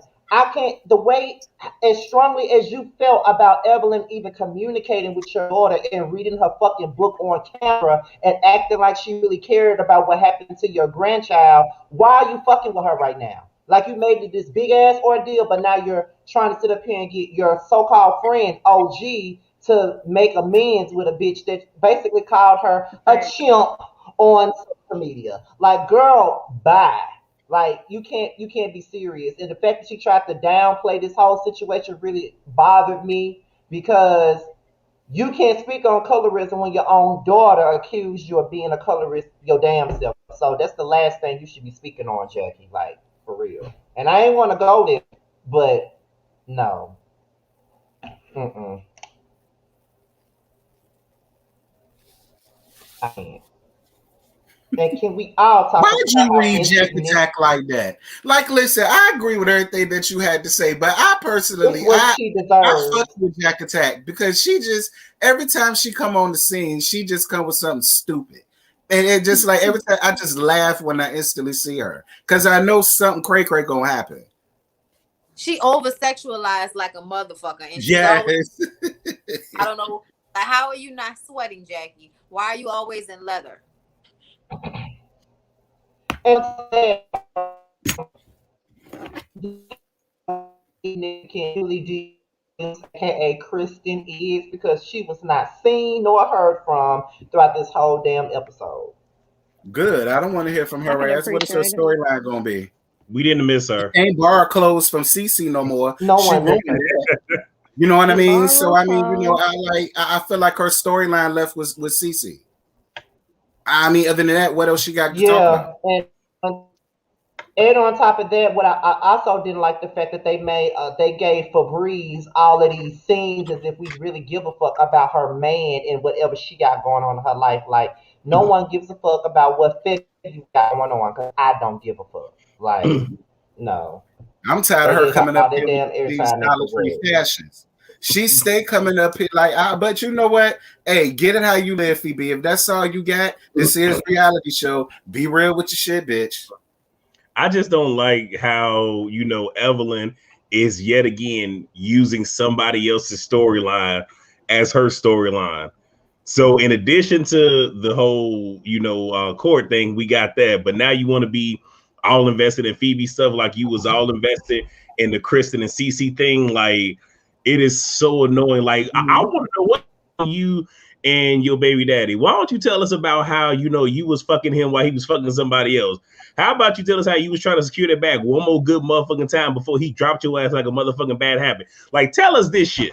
Like be upfront with me. Like I'm sorry. I'm sorry. I'm sorry. Nah, She go ain't gonna ahead. tell Go you ahead. that. Finish your thought.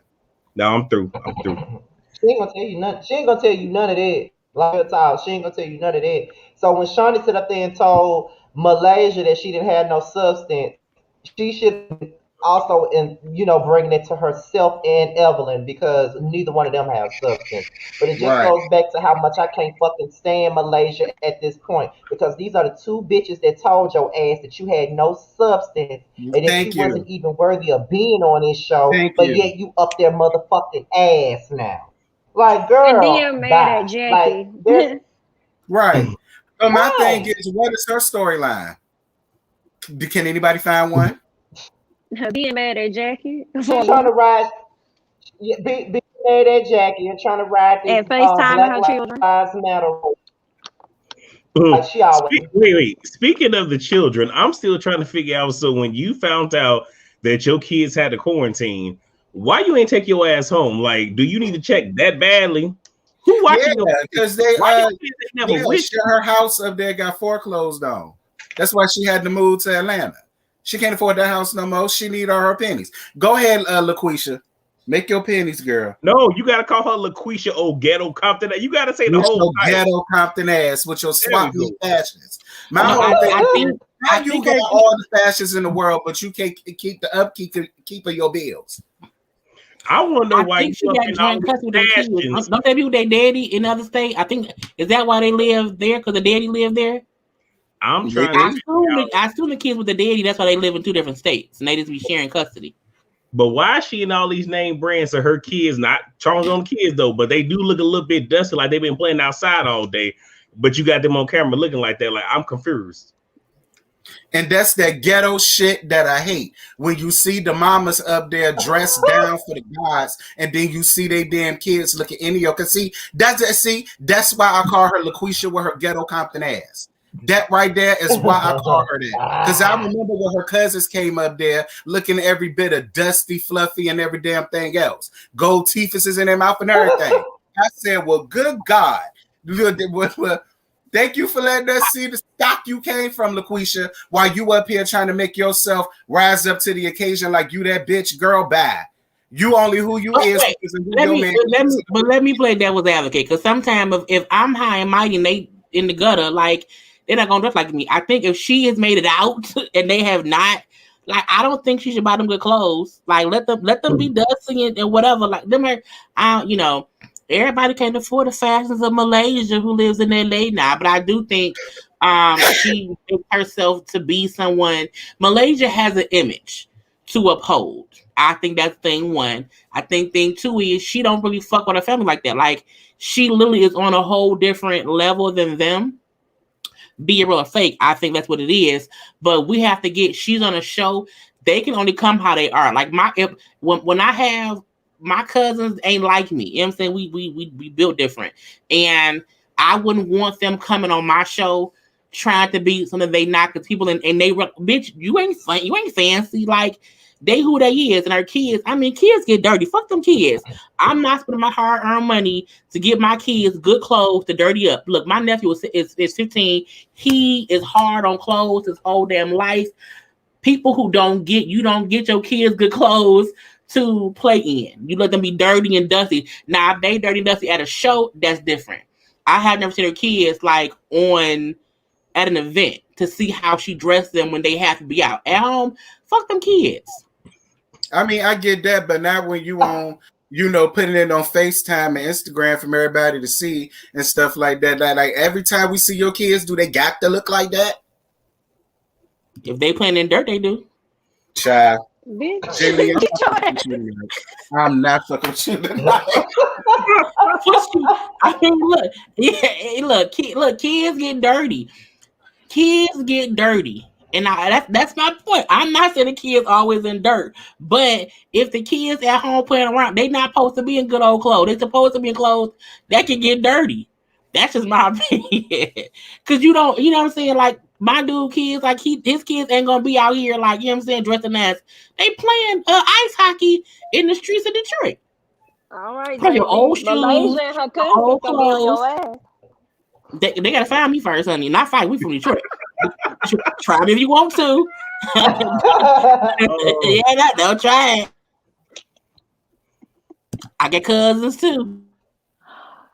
Oh Y'all is Lord, I crazy. cannot, child. I cannot. I definitely cannot. Um, The most about Porsha was like, why you couldn't at least speak to Jackie? And then everybody was making it seem like Jackie just walked in and was acting crazy. And I'm like, Jackie spoke to her. I don't know what you expect. You're not even giving me eye contact, you old raggedy ass bitch. True. I want her to find out. I think Kristen added that whole dirty comment. She I think did. you need to look at Kristen instead of up She here did. mad with Jackie. Kristen Exactly. and that man were really good friends. Kristen introduced whatchamacallit to her, and they were the ones that cackled about that. Yeah. Where Jackie went wrong was not coming to Malaysia about it. Now, if Malaysia was solely upset about that, I would get it. But girl, stop saying that she said your kids look tired and through and they won't be able to take care of. She ain't say that. And why Jennifer and Kristen and that man did. And why she always ignores everything that Kristen does? Like, that works on my fucking nerves. Exactly. I feel Kristen probably feels like her kids are dirty her damn self. That's why she added that shit on there, child. So that's how I feel. Right. Someone in the chat asked, what was the first impression of Liza, that new girl, Lamar Odom's baby mama? What y'all feel about her? If you've been in this long enough, you kind of already know her. So I kind of felt like I already knew what she was going to come on. I feel like I don't even know why they added her to this group of people. She's way too laid back. Right. And like unproblematic for this group of girls. So I feel like she'll just blend into the background eventually. Right. I agree. Mm-hmm. Pretty much. Ciao. Is there anything else to happen on Basketball Wives? No, whoa. I do have one question. Please do not, OG, please don't backpedal the coochie pop in the handstand until wearing them old gaudy, tacky ass fashions again. Because Lord knows, what the hell was that you had on when you went to go see Jackie? About love, like OG is going to be tacky. I'm sorry, but we all that people from certain they don't always the best style. They don't know the best wigs to get. They just over here in America and they think they know, but they don't because they family African country style. And I'm sorry, but I don't see any hope for her. There are some other girls out here that's killing it with the fashions, killing it with the Nigerian designers. She ain't one of them. I'm glad that her makeup looked good this season. Don't put on no more ashy colored lipstick. I'm tired of talking about I can wear whatever lipstick I want to. Yeah, bitch, and look like a crackhead while doing it. Go ahead. I mean, I did like her outfit she had on when her and Kwame went to go buy a new fuck mattress. I mean, she was giving me 1999 dope dealer girlfriend. I did like that, but you know, and her confessional look was cute too. I did like that. I just did like the outfit she had on when she went to go see Jackie. She tacky and thirsty, and she gonna work on my nerves outside of me rooting for her. But she tacky. Oh Lord. I do have a question for y'all though.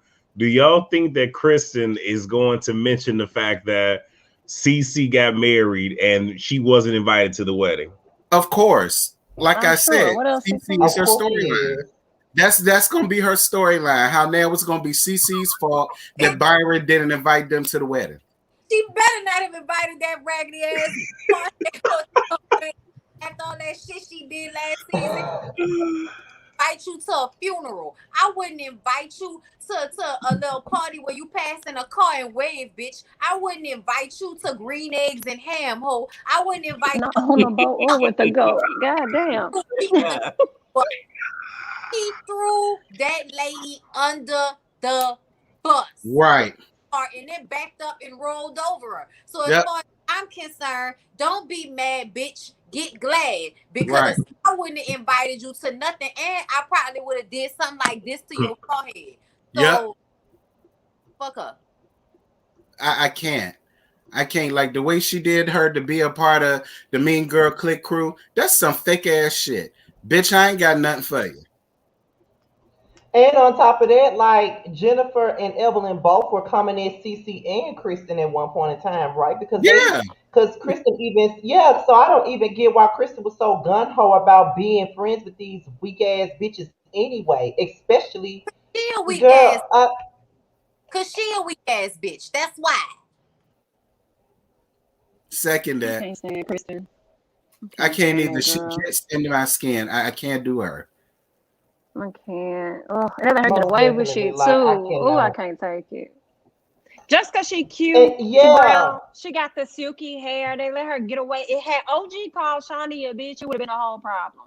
But Kristen can sit up there call right. her a bitch and then try and act like, oh, I was just playing, bitch. And it's just like all good is cool. It's like miss me, miss me. Oh, I can't say that That's my girl. whole thing. Shawnee is a bit That's my entire situation. complicated. Yes, Shawnee is Yeah, definitely like I a just think that. But let's not forget though, it's mighty funny that the ratings are down like they are after what Shawnee said last year. And I think you guys know what she said on that live. We do. She Yeah, we're said, yeah. invested too much. We're You doing too too much heavily in invested. the show. I guess motherfuckers ain't invested no more then, bitch, because ain't nobody watching. But Shawnee, I will say this: I appreciate you for putting money in my pockets because I remember I did a tea talk about that, and that shit gave me 61,000 views. So I do appreciate you for doing that and giving me some guap. So thank you, Shawnee. I mean, you is good for That's something. hard. Where the Okay. money lies. Okay. Because that is the only reason why I'm even reviewing this shit for that and for that and that alone. Because that last season, that check was on point. I had Want it? seen the most highest views I had ever Yes, seen God. in so damn long And doing if that y'all damn show. And you think I'm gonna pass up? then y'all would know how much we needed this check in the months of February and March. Hmm. Okay. After start going downhill. I'm just reviewing it so I can talk shit. Listen, That's all. okay. I need my check. Yeah, and plus I like to drag Evelyn anyway. I love dragging her. Like I love dragging her master like straight up. I love dragging both of them. The thing that bothers me the most But I about wish Evelyn and Rashonda though is that they want respect from everybody, but they never give it on their own. They never give nobody else respect, but with them they demand it from every damn body else. right. I don't know how they get through life like Hmm. that, child. I just don't. They got All money. right, so CCF Freak asks, do y'all think Shawnee will be open to hearing OG out later? She's gonna have to I be doubt it. able to work. I'm I don't think irritated by that because I feel like if you could have a conversation now on TV, why couldn't you had it with Mark Lamont Hill? And she was willing to have a conversation then. I feel This like is if the you doing it now, you difference. just should have did it then. This is the Uh-huh. difference. All the stuff they taped last year was before they saw the most of the backlash. More backlash happened after it all aired than Mhm. while it was airing. So Shawnee talked to the producers of VH1 shows. They told Shawnee, bitch, sit down and fix it or you're done. That's the only reason that OG's back. That's also the reason that Shawnee and OG would absolutely have a conversation. And Shawnee's going to shut up, listen, and agree to brush it up under the rug. So that's the reason as to why she is now saying, I'm not going to say that OG did not experience what she went through because last season she had a completely different mindset. However, that's how we know she don't run shit. Her bosses told her, you Mhm. fucked up. You went and had a Mm-hmm. talk about something, and we got a full-fledged backlash. Not only that, this new season, people aren't watching. Don't say shit on social media. Shut the fuck up, let it play out, rat it out, and if that happens, you will then get another season. That's what happened. But that's how business happens. So, you know.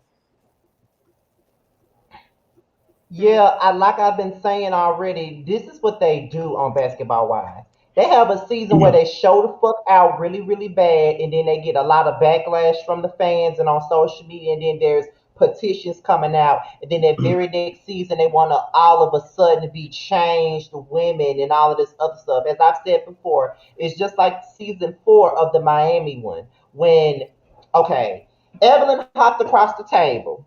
Her assistant slapped the shit out of Jennifer. Tammy bullied Keisha. Um what Evelyn hit Jennifer in the head with a clutch purse. What else happened that season? A lot of shit happened that particular season. Evelyn threw a plate and a wine bottle at Kenya Bell. You know what I mean? Like all of that shit happened on season 4, and then when you come back on season 5, now y'all want to show y'all giving back to the community and how this is a sisterhood and all of this other crap that y'all want to do. Y'all, they always do this every time they come off of a bad season or when they get bad publicity. And it's been bullshit ever since. And like, I honestly feel like it's been bullshit ever since because someone just put it in the comments, ever since they collided and put LA and Miami together. I feel like it's been a mess ever since then. When they should have just let each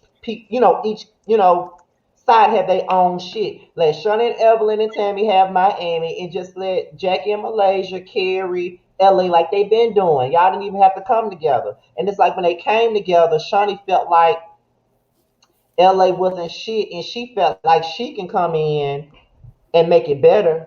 And she added nothing to the show, like she didn't add nothing to Miami. And when she realized that she wasn't adding shit to the show, she brought in Tammy. And then only for Tammy to realize that Shawnee was never her friend, but she realized something that all of us on the panel always knew from the very beginning. And now it's hard for me to feel any sympathy for Tammy when it comes down to that, because bitch, these motherfuckers been not being your friend. They're only friends with you when it's convenient for them, especially Shawnee, because Shawnee needed your ass, and then she became your ride or die. But as soon as she brought Evelyn back to the show, you were insignificant to her. And slowly but surely you seen the cracks in the friendship. And then Evelyn came and fucked up the bag again, because then when she came up here, that's when all the colorism and all of the bullying and all of the running up behind people with bamboo sticks, and now everybody wants to boycott the show. And people petitioning for her to leave. And thank you for that too, because I got 73,000 views on that TikTok. So I appreciate you for that. So it's, I mean, listen. Keep doing your antics. I'm gonna keep making my money.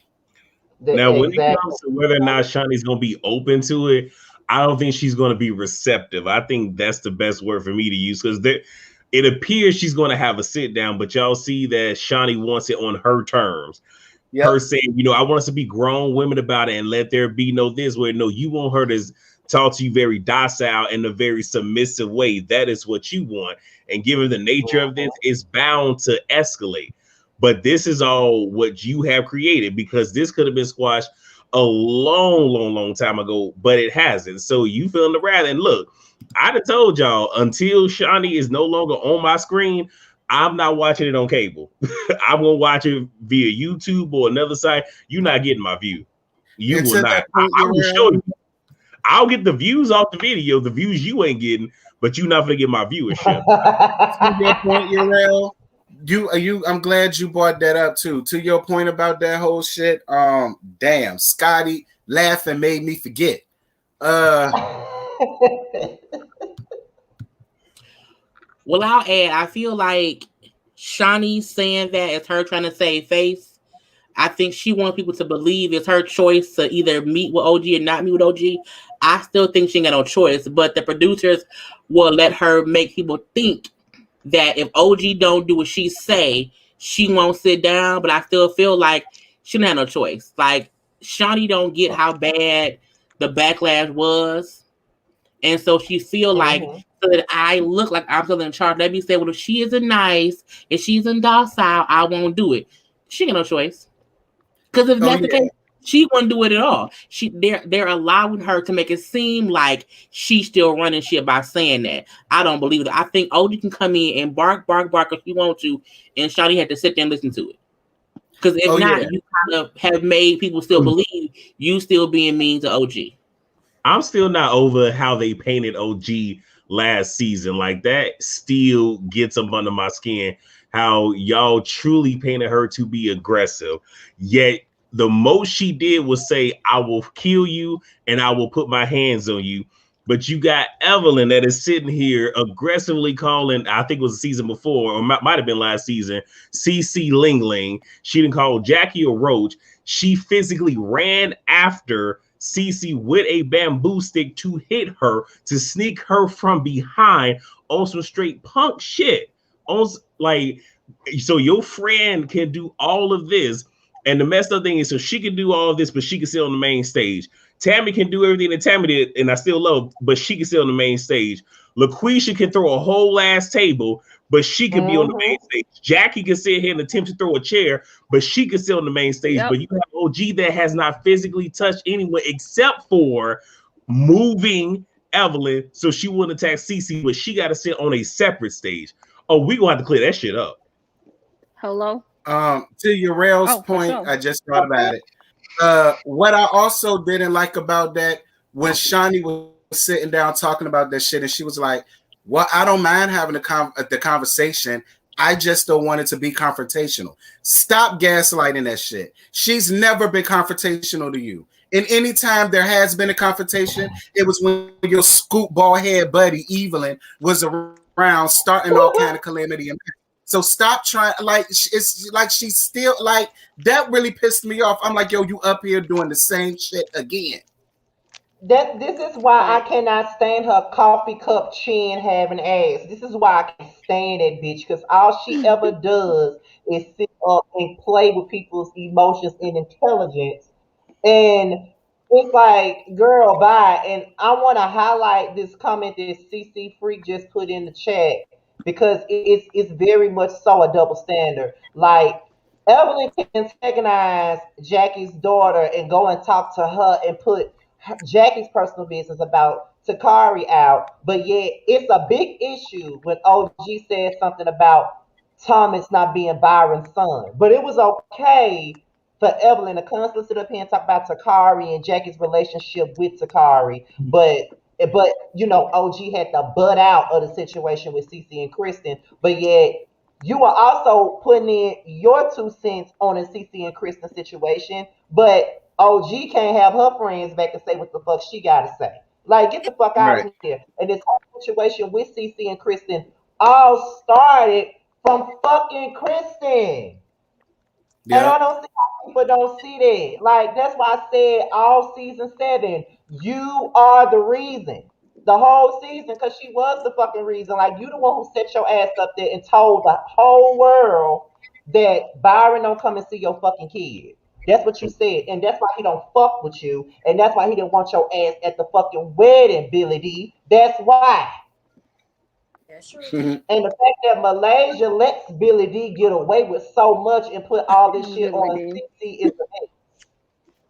Like that's yeah, the but shit then want to sit up and try to act like she's so close to Byron. But girl, please, you can't be that damn close when you treating his wife like shit. And I was glad that Byron let that bitch fall by the wayside too. I fuck with Byron. Byron said, "Bitch, you don't fuck with me because you don't even respect my wife." Child, please. And y'all ain't about to come my life over some bullshit because my kids not over the fact that I'm not with their mama no more. Like, they grown. Get the fuck over. Right. Exactly. And that's why I really didn't care when CC said she didn't care if his kids didn't like her. She just don't care no more. And she had every right to feel that way. I mean, if I was CC, I feel the same way. Like, fuck y'all feelings. I'm not fucking y'all no way. Right. So what's it to y'all? Y'all grown. Yeah. And their parents been divorced for years. It ain't as if they got divorced 2 years ago and then he finally met somebody, he get married. They been divorced. That's what I'm saying. That's exactly what I'm saying. You know how many pussies that man been sucking before he got with her?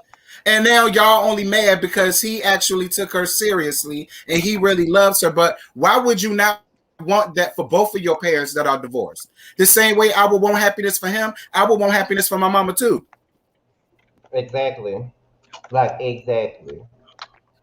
It's really fucking crazy. Like these these bitches have like straight up selective amnesia. Like, they really act like they don't see what the fuck is right in front of us. Like, they gas like the shit out of us. And that's why this show is so damn triggering for those of us that review it, because bitch, we see y'all. So why y'all acting like we don't? We see y'all. Like, straight up. We do.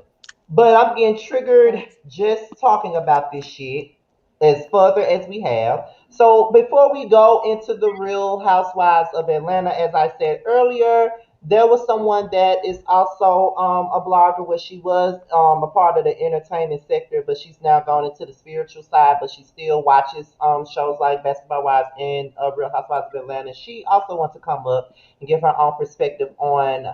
I'm not sure if it's just on the show, but it was mainly on Kenya Moore. So I want to bring my girl Aaliyah up here. Her name is Queen Lovely Lee.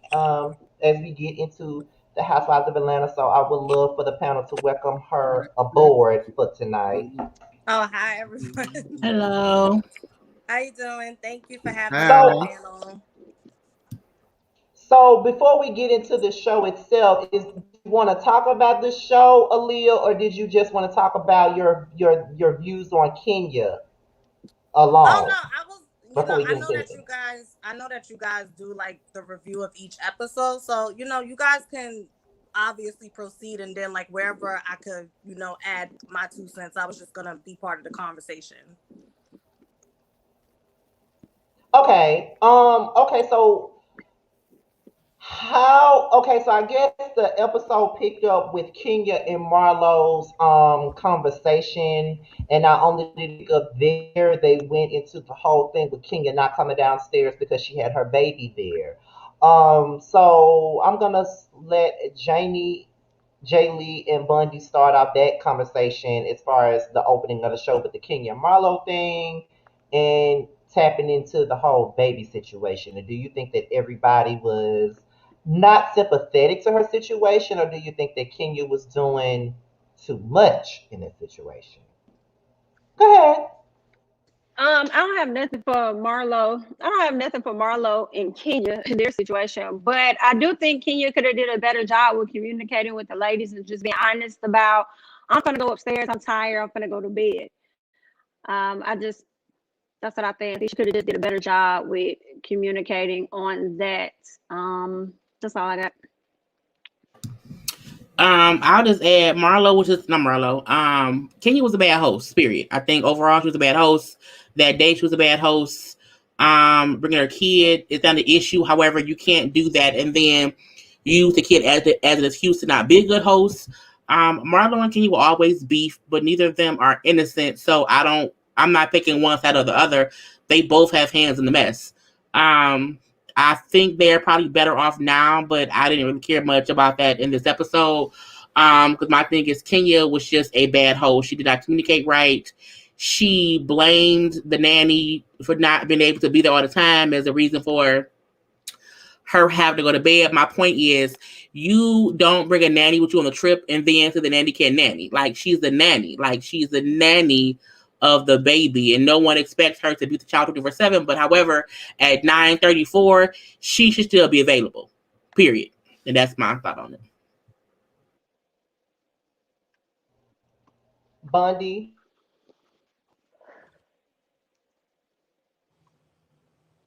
All right, sorry, y'all, my mic be having a delay. So I feel like Kenya is in a situation where I get it, but like Drew Sidora said, you could have just communicated that, bitch. I also feel like she is very dismissive of everybody's feelings, because she's a selfish person. She's selfish. She's the only child. She didn't have a lot of love growing up. Like, Kenya just got a lot of issues. And I feel like it probably plays in her relationship as well, even though we don't get to see a lot of it.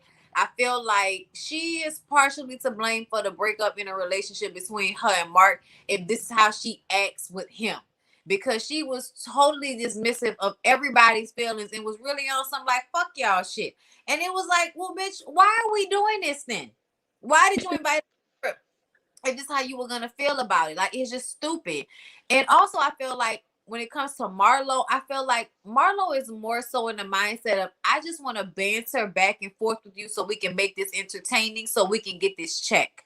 This is all about staying on the show and back and forth banter and saying what everybody's thinking when Kenya is full of shit. It's funny. And I think Marlo knows that. So I think that a lot of the times Marlo is being messy, and she has gone beneath the belt with Kenya in the past, specifically when Nene was around. But as of yet, I feel like most of it is just like back and forth banter, and Kenya, because of their history, takes it personally. But it's annoying, and I wish they would get over it because I'm tired of seeing them argue.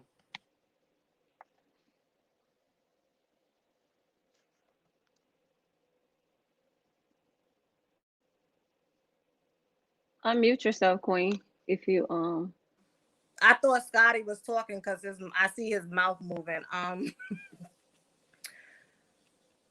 I feel like them showing lack of empathy and sympathy for, like, you know, her bringing her child. I just think back to when Kim Fields was on the show, and you know, Kim Fields was notorious for bringing her kids when they did the little trips, like when they went to, I think it was the Natural African American Museum. And then I think when they went to Jamaica, she brought her husband and she brought her kids. And I remember Kenya Moore making a big deal, like, you know, you bringing your kids is disrespectful. They're crying, you know, take your kid off the bus. So it's just funny to jump ahead to this season. And now you're in a predicament where you had to bring your child and you actually had a nanny with you. And you didn't even take advantage of the fact that you had the nanny. And then you're like so baffled that all of these women who are mothers don't understand your plight, but you didn't understand Kim Phil's plight before you entered motherhood. So I just felt like it was karma.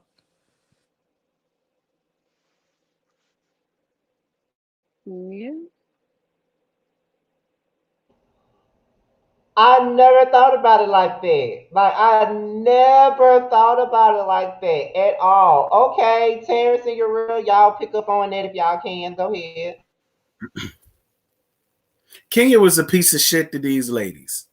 And I think at this point, it's like, because I really be trying with Kenya, but like it's episodes like this that just makes me not like her. And I understand she's gone through things. She's had childhood issues, traumas, or daddy issues, whatever.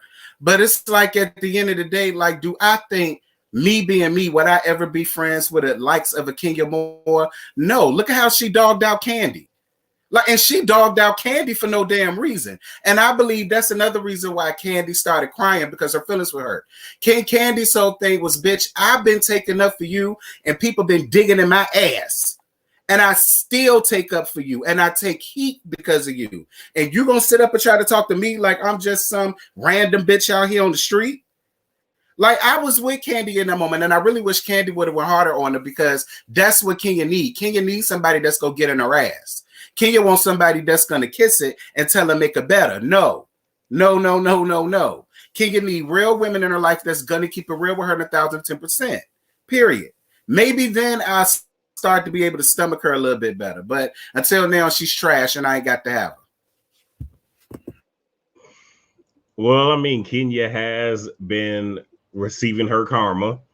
I mean, in addition to what the Queen said right below me in reference to the whole Kim Field things, I mean, the fact he played around in those other women's marriages, to include Phaedra, though I don't see it for, but she still played around in her marriage and made that a storyline. It's very convenient that now you're like, your husband is your karma for, so with you mess with other people's marriages, here's this. She didn't like when people were questioning her about the ins and outs of it, but you have the same smoke for everybody else, but you can't take it yourself. Now, what I will say is this episode made me warm up a little bit to Kenya, only because I said that I felt like her storyline with Mark was put on. But seeing her this episode, she going through it. Mark's taking her through a whole lot. Doesn't excuse her behavior whatsoever, but it did make me warm up a little bit. And I understand why Kenya isn't going to be vulnerable with these women, but it's the whole, if you want them to be your village, then you have to be open to them and share with them and be comforting with them, because, and I understand all the other women have people around them to help, but then it raises a question: have you volunteered to babysit for any of the women? Have you came and helped any of the women with their children? So it's very hard for someone to want to, feed into you when you never fed into them. That's all I got. I agree 1,010%. Man, that Ray, she got money She need to get some damn nannies, like Candy said. You making hundreds of thousands of dollars every scene, millions of dollars, however much you make on this damn show. You got enough money to get a baby sits her, 2 of them, like Candy said. And even though I did feel bad for her and I understood, and she is unraveling on some Martel Holt shit, she definitely looked disheveled and tired this episode. But at the end of the day, I feel like this is something that she has put herself through. You cannot continue to treat they don't matter. You can't continue to treat people like turn around and scream at them and tell them, be my village. Bitch, what? You don't even like me. I can't be your bitch. You don't like me, bitch. Right. So I just kind of Kenya is on bullshit when she was coming at the ladies like that, because I personally felt like Juice specifically, people might have thought she was being messy, but I thought she was coming to the table as genuine and trying to like not have an argument as possible. Like, girl, I just want to understand what the fuck is going on. It's because she knew the reality TV and all of that. But at the end of the day, like somebody said it in my comments in my live earlier, people have gotten so used to Kenya and her bullshit that they forget that this shit is crazy. This shit is crazy, son. Like, you are an asshole and you want people to feel bad for you, and then you take about yourself, you play victim. Girl, fuck her. I feel like Kenya was definitely, I think Kenya was using her baby more so and Mark as an excuse for the entire trip. Like, we get why you went upstairs, we get why you went to be with your child, all that other stuff, cool. But if it was that deep, how about you not have taken a private jet and you use that money to actually get you another sitter so that you can have them in rotation?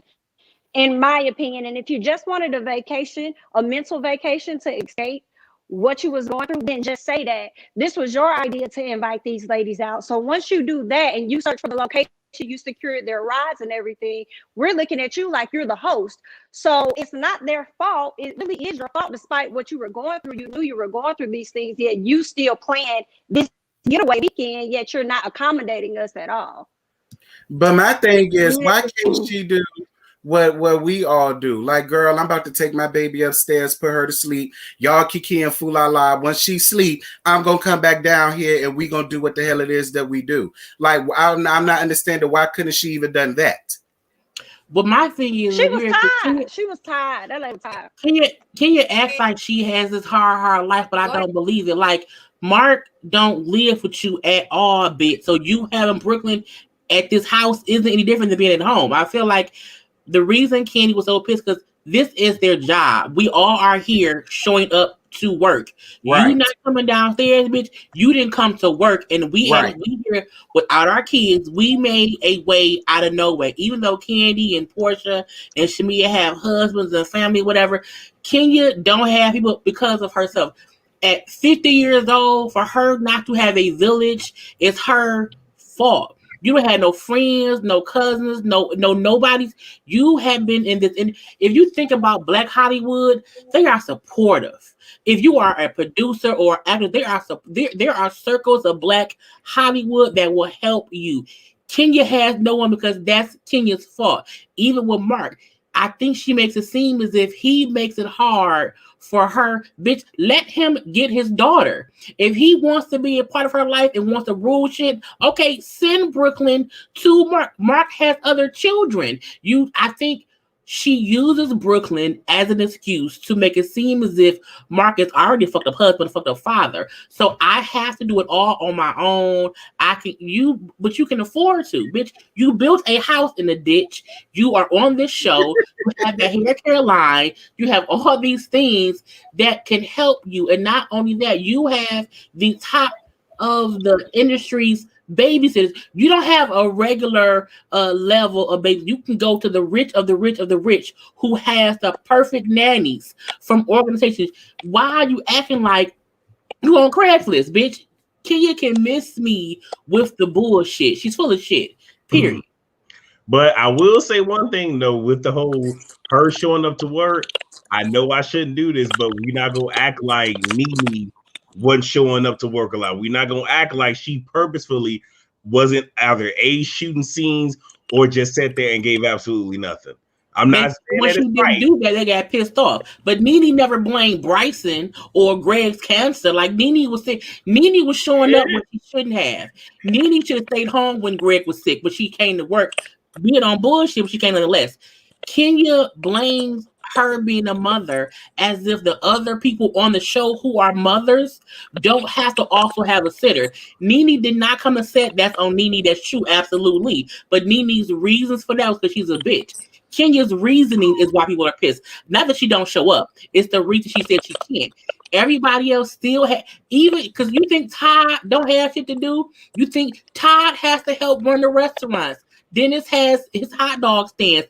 Everyone's husbands, mamas, or whoever has lives. So they have to stop their life to help Candy or to help Porsha or to help Shamia. So Kenya can't act as if because they have help, they help don't need help. When they have to go on a trip, whatever, they have to plan. Okay, who can keep Ace? Who can keep PJ? Mama, can you? Dennis, can you? When she was talking to her mama, said, okay, Dennis having this day. Dennis, mama got her, mama. It was a whole collaboration. Kenya can call 18 sitters. I need 3 sitters for a weekend. You got 2 days. You got 2 days. You got 2 days. She can afford that shit. She can't. If she can't, if Mark don't want to get Brooklyn, then Mark should pay for it. But don't come to work with your child and then tell me you can't come downstairs because your kid upstairs. Bitch, fuck you. My kid at home. I can leave right now. Now I will say I think that I ain't gonna lie. I feel like Candy, she was just crying to be crying. She really was crying because she was hungry, and Kenya starved her all motherfucking day. Let's be honest. That's why. Because here's the thing. No, here's the thing. Candy already knew she was gonna have that boogaloo boodoo man in the back corner. She knew he was gonna come out there slanging DIC every which way. So she was not gonna have baby Blaze around there because he was gonna blaze it up anyway. So why was she gonna bring her child? She wasn't. So I felt like them tears is not for baby Blaze. Those tears is because you was hungry and you was sick of Kenya antics. And I just wish she would have kept it a book about that. I do believe Kenya was annoying her, but I think that she was trying to, I guess because everybody was like, really, Porsha was heated and Candy kind of took on some of that energy Porsha had, but I don't think it really was about baby Blaze. Well, I'm gonna say this. Somebody was saying, a lot of people were saying there was another room. So that was like an extra room. So that was like the main thing why Candy brought up why Marlo's room was so shit. And also why you didn't tell us that you brought our kids, because I would have brought my baby and a nanny with me if I could have, because there's another room here. So even if it wasn't Candy, it could have been one of the other ladies. The point still remains that, bitch, you were supposed to say something and she didn't. And then when they pressed her about it, like they was fucked up.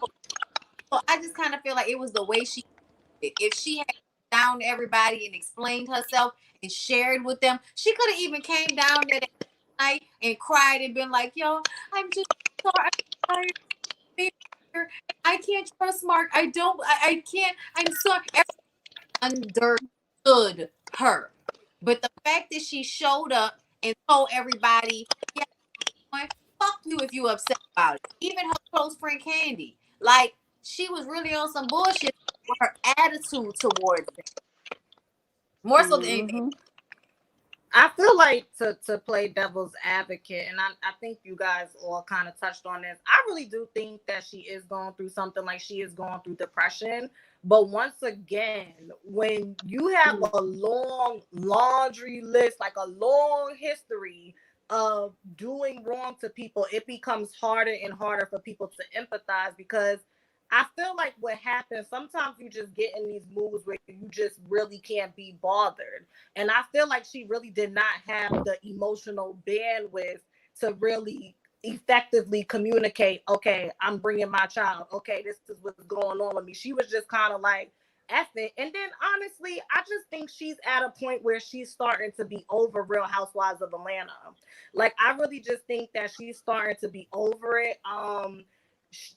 It's no fun when the rabbit has the gun. It's it's easy and fun when everybody else's marriages is falling apart and everybody else got this going on, and you could just stand back and be observant and have nasty things to say. But when everybody's zoomed in on you, that's a different type of ball game. And I don't think in her wildest imagination she ever thought those tables was gonna turn the way that they have. Everything that she literally has done to women. Once again, when Porsha was divorcing from Cordell, I remember Porsha used to come on screen with that little, I hated that wig, that little short wig that season where she kept wearing them short wigs. and would be crying and having breakdowns when Nene Leakes yelled at her because I think Porsha moved into her neighborhood and she stormed out of Cynthia's event. And what did Kenya Moore say? Oh, she's such a crybaby. It's not a big deal. She's just getting a divorce. It's like, girl, you literally how they are treating you is how you treated people in the past when they were in the same exact situations. When Kim Fields bought her kids, you was harassing her, pulling her chair out from under the table and badgering her for bringing her kids. When Porsha Williams was getting a divorce, you was badgering her about that. So it's like you're literally getting the same responses that you've given people. And I see people in the comments talking about, I don't know why people have a problem with Kenya's antics. She's supposed to be the villain of the show. That's perfectly fine. She could be the villain of the show, but karma is karma. What you put out is going to come back to you, whether it's for show or whether it's for real. It just, energy is energy. So how you the villain if we not mad about what you doing? Make that make sense. That's exactly what I be saying. That's exactly what I be saying. Because every time we say anything about Kenya, it's she's the villain of the show or whatever. If she wasn't here, we wouldn't have nothing to talk about. Who gives a fuck? She's the villain. Have you ever watched the soap operas? Stefano DeMera was a damn villain, and we all used to drag him when we were watching it. Did you ever watch The Young and the Restless? Victor Newman was a fucking villain, and we all would drag his ass whenever he did something low down and dirty. That's what we do. We did not drag Victor. I put it on Timmy and Tabitha. Well, the I know dragged his ass. The people he was I know dragged him. everybody in my family loved But him. I just feel like people really be trying to, they really hide behind the, well, somebody's got to be the villain, so that's just supposed to excuse her being a dickhead to everybody because somebody got to be the villain. Because if that's the case, then bring Nene Leakes back, bring her back. She was playing her, and somebody got to be the HBIC. So I guess that excuses Nene Leakes for looking down her nose at people. Like you just can't treat people a certain way, and then when it ricochets and blows up in your face, now you confused and you 50 years old. Like that's what kills me. Like you're 50 and you lack so much self-awareness. So basically what we're saying is that comment is dumb. And another thing that pisses me off about Kenya is I hate when somebody tries to talk to her about her issues or her dealings or what she's done, and then it automatically becomes, you're attacking me. You're just sitting here attacking me. I don't know why you're attacking me. I did nothing to you. And I'm like, bitch, they're not attacking you. They having a woman-to-woman conversation. Nobody yelled. Nobody cussed at you. Won't no bitches being thrown. They talking to you. And why do you think you are owed this pull me to the side shit? Like, do you pull people to the side, bitch? Like, get the fuck out. And speaking on this situation, we're gonna go into the conversation that she had with King outside. Well, hold on, Scotty. I'm gonna log off, y'all, because I'm gonna retire. Y'all know I got off work. But I love y'all. I'll see y'all next Monday. All right, babes. Love you too. All right, JD. Okay. Okay. So, Candy has been getting heat. Okay, in regards to this Kenya situation. Now, at first it was Candy never calls Kenya out on her shit. Always hating on Porsha. Now Candy is cool with Porsha, which y'all know how I feel about that. But Candy is cool with Porsha now. But she's calling Kenya out on her shit. But it's on one hand it's Candy is only calling Kenya out on her shit now because she's friends with Porsha now, or it's finally calling Kenya out. That's what I've been seeing now. Or it's Candy is finally calling Kenya out on her shit. But to me, I feel like she's always called Kenya out whenever she was wrong. I mean, did she just go off on Kenya last season about that situation with Cynthia in the engagement thing? So I feel like she always calls her out. The thing about it is she calls her out in a different type of way because that is her friend. I'm not going to call out my friend the same way I'm going to call you help us out because y'all not my damn friend. So it's not going to be the same. But what are you guys' take on that? Do y'all think that Candy is switching up on Kenya because she's friends with Porsha? Do you think that Candy is just now calling because she has been getting heat every which way this season I for don't agree.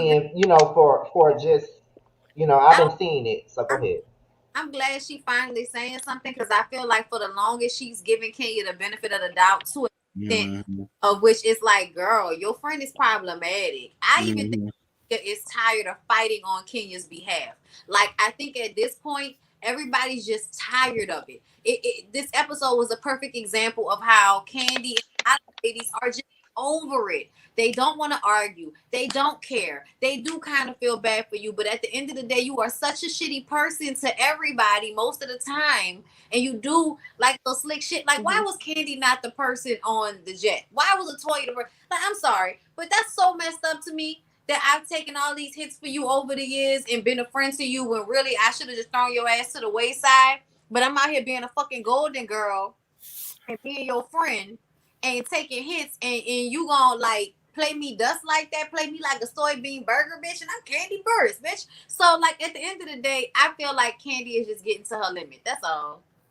And to add to your point, Bondi, my whole thing is you sitting there riding in the Everlap luxury on a goddamn jet with that bitch, and you didn't even think enough for these ladies to even make sure they even had an adequate bus. Like, damn, bitch, you could have gave them like a party bus or something. Like, they up there, no heat, no AC, no nothing. Then they get to the house, and then you ready to do shit, and they like, bitch, we tired. We had a long damn ride, bitch. We weren't able to, you know what I'm saying, jet set like you was to get up here.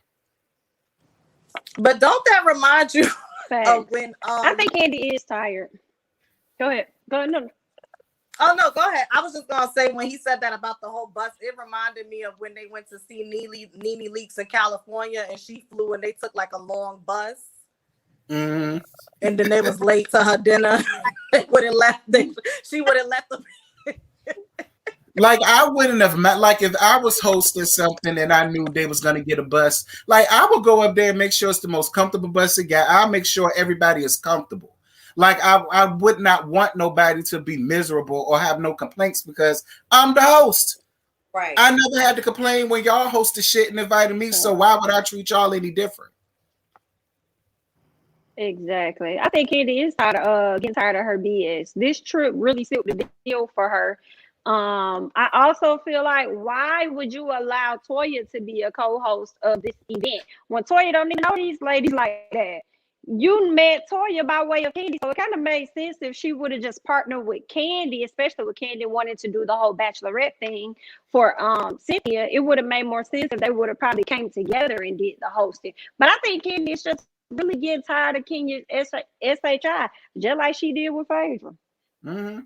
Cynthia is too, Yeah. because even Cynthia called her out. And I agree with Cynthia. It's like, I mean, girl, I get it. But at the end of the day, you could have extended the invitation. And then for her to be like, I didn't have to do that. It's what? But you want us to be I'm your sorry, village, y'all. and we're supposed to care about you, and we're supposed to do all of this for you. And you carry no grace for nobody else. Yeah, their Yeah, friendship is starting to be a little different. I think it's Go ahead, a Queen. mixture. I think they're genuinely tired of her, but I also feel like with Candy, she also was catching a lot of backlash for the past few seasons that she has developed a friendship with Kenya. And it's like it's like I'm taking all this heat for what? You know what I mean? It's Right. one thing when I'm actually enjoying your company and it's a 50-50, reciprocal type of relationship. But at this point, it's just like, That's just like when they had the conversation and Kenya had the nerve to allude to the fact of Candy not having her back. And I said, bitch, what? People don't like her because of you. Because she got your damn back 24/7. Right. What the fuck do you mean? Like at that point, like I said, Candy, if there was ever a time to football tackle a bitch, that was the time to do it. And Candy knows that Kenya is using the whole situation with Mark and her baby as an excuse because that's when she brought it up. And she was like, can you, you need to stop letting him run your life from New York. And I really feel like that was her way of saying, Stop using this SHI for an excuse for everything that you did or you've Yep. been And doing you know, since you've been on this Candy, trip and listen, beyond. Candy knows the struggle with Riley's daddy. So Right. it's just like, Right. I also For think sure. that was a moment Right. of like, who are you talking to? Like, you're a single mom, but you're a single mom at a point in your life where you're established, you're financially Right. stable. The father of your daughter is established. He has a restaurant, whatever the case may be. And, you know, it is what it is. With me, when I was a single mom, again, y'all want everybody to hate. When I was a single mom, I didn't have these luxuries Next. you had, and I still made it happen. So it's like, that's why I'm glad, because Kenya really out here walking around like she really understands the plight of a single mom. Now, I know single moms are supposed to stick together, but much like you said, Kenya, you are in a much better predicament than most of the single moms right, that I know. They run around here barely making ends meet, and they're not even complaining. They're just doing right. the best that they can do. You up here, you have the offers and to be able to get whoever you want whenever you need it, and you just up here trying to make it seem as though you on your last leg and you don't know what else to do. And it's the middle of a pandemic. At the end of the day, it's like it's the middle of a pandemic, and you have funds to take private jets, and I'm supposed to throw a few tears in your bucket because you're a single mom. The math ain't mathing. The math is not mathing. The single moms that I know, they could barely at all. get a regular coach plane ticket to Miami, and you taking private jets. And then, I mean, for me, it really goes back to, this was her idea. You wanted this trip. How can you schedule a bus ride for us? You could schedule the villa or whatever we stay in. But you can't and then you really schedule when we was going to eat. You just didn't think about breakfast and damn lunch.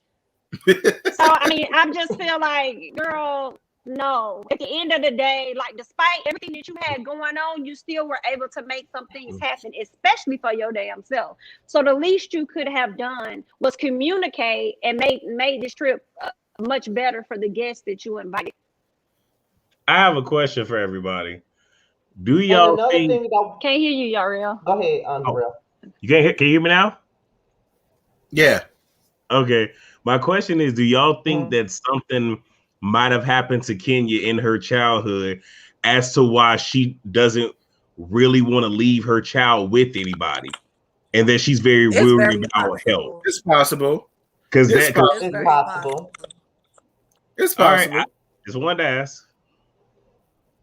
It's very You caper, it's but it possible. is possible. I get it. Okay, wait. Terrence, I never said that I hated Kenya. I made it clear from jump. I like Kenya, I like Kenya, and I like Cynthia. Now I can call everybody out when they're wrong, but let's not do that. Please, better yet, go watch my review. You'll see.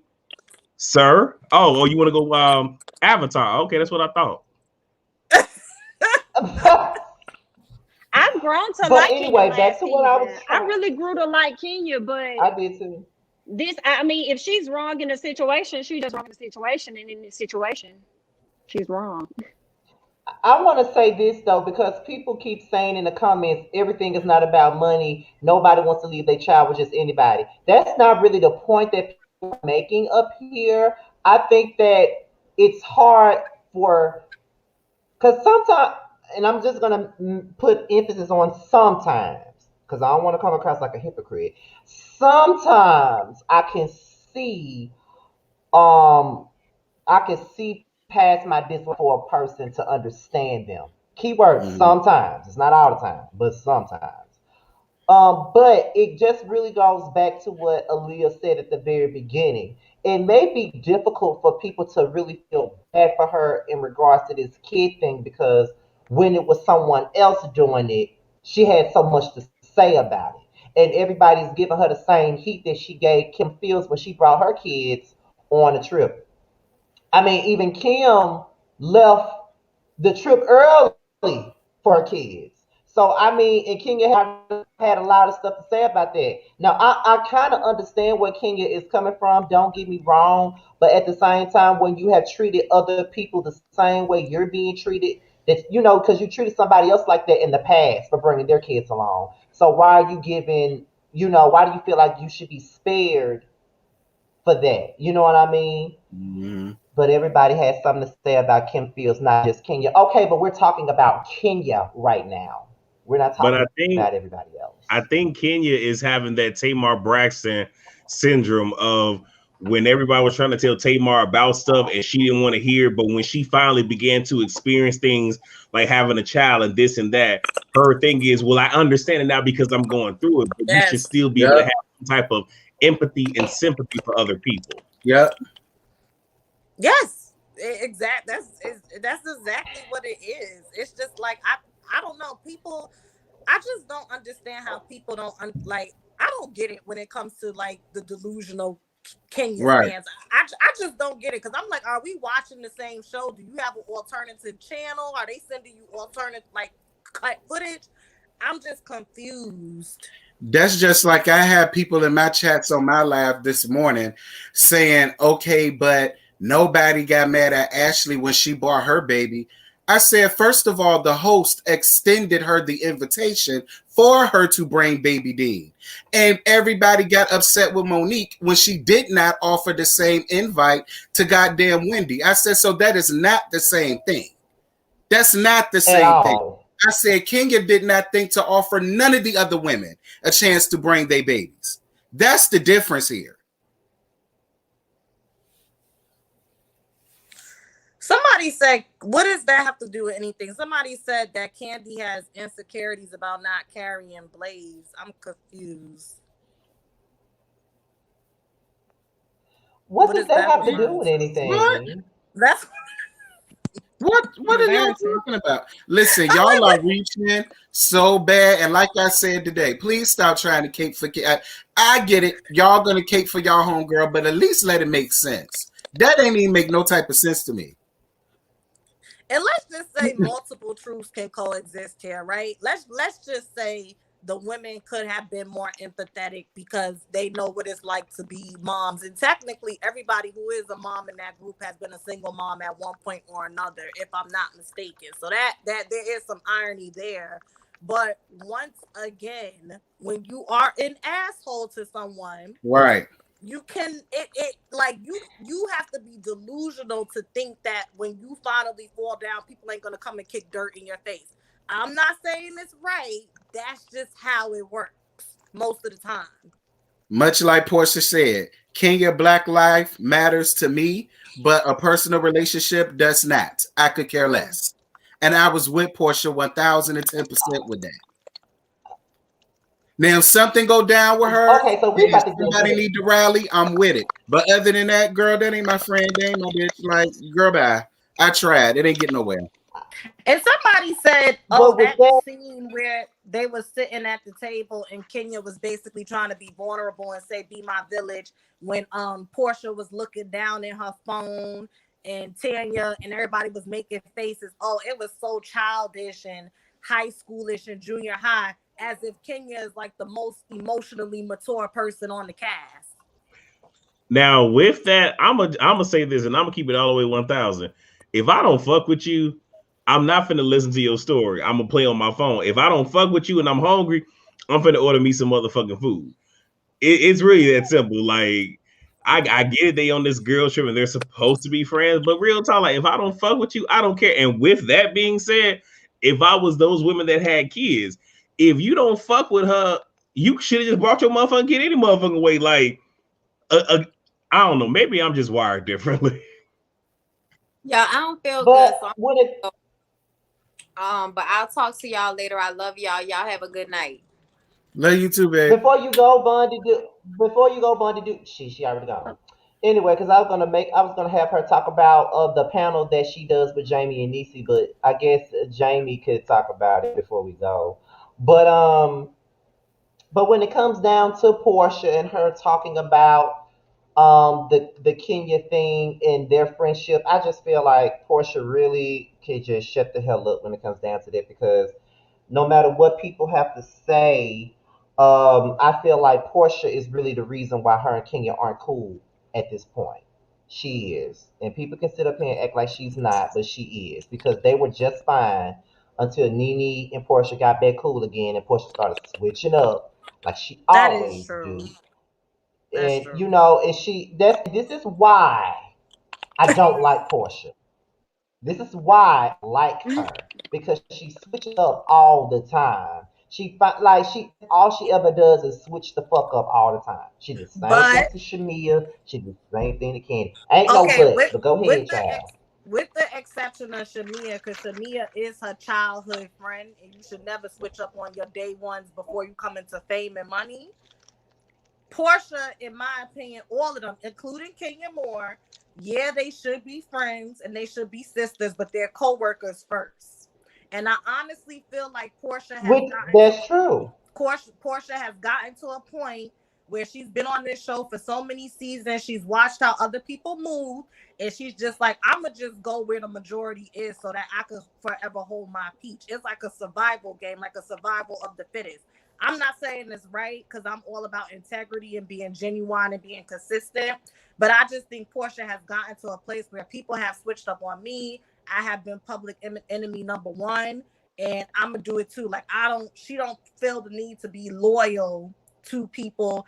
Cause I mean, yeah, her and Kenya were cool, but Kenya has a history of switching up too. I wouldn't trust that as far as I could throw her personally. But how can we say that how can we say that people have switched up on Portia? Because I really don't know anyone on this show that really switched up on her besides Nene. Because Me neither. nobody else really switched up on her. She's been the one that's Portia been That's came at flipping the true. everybody on switch. the show.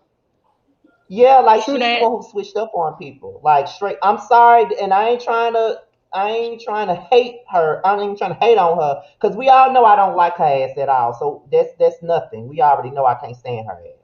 But it's just the truth. She does Well, switch up Kenya a switched lot on up. people. Who has yeah, who has Kenya really I switched love up on in Kenya. my eyes? I feel like if no No, matter what we I may mean, she say, switched up on Portia. Kenya switched up on Portia. When Portia called her Miss America, she let her have it, and that's when they fell out. God, but they That's didn't, when they fell girl. out. Now we But they ain't cannot never use been that. good since.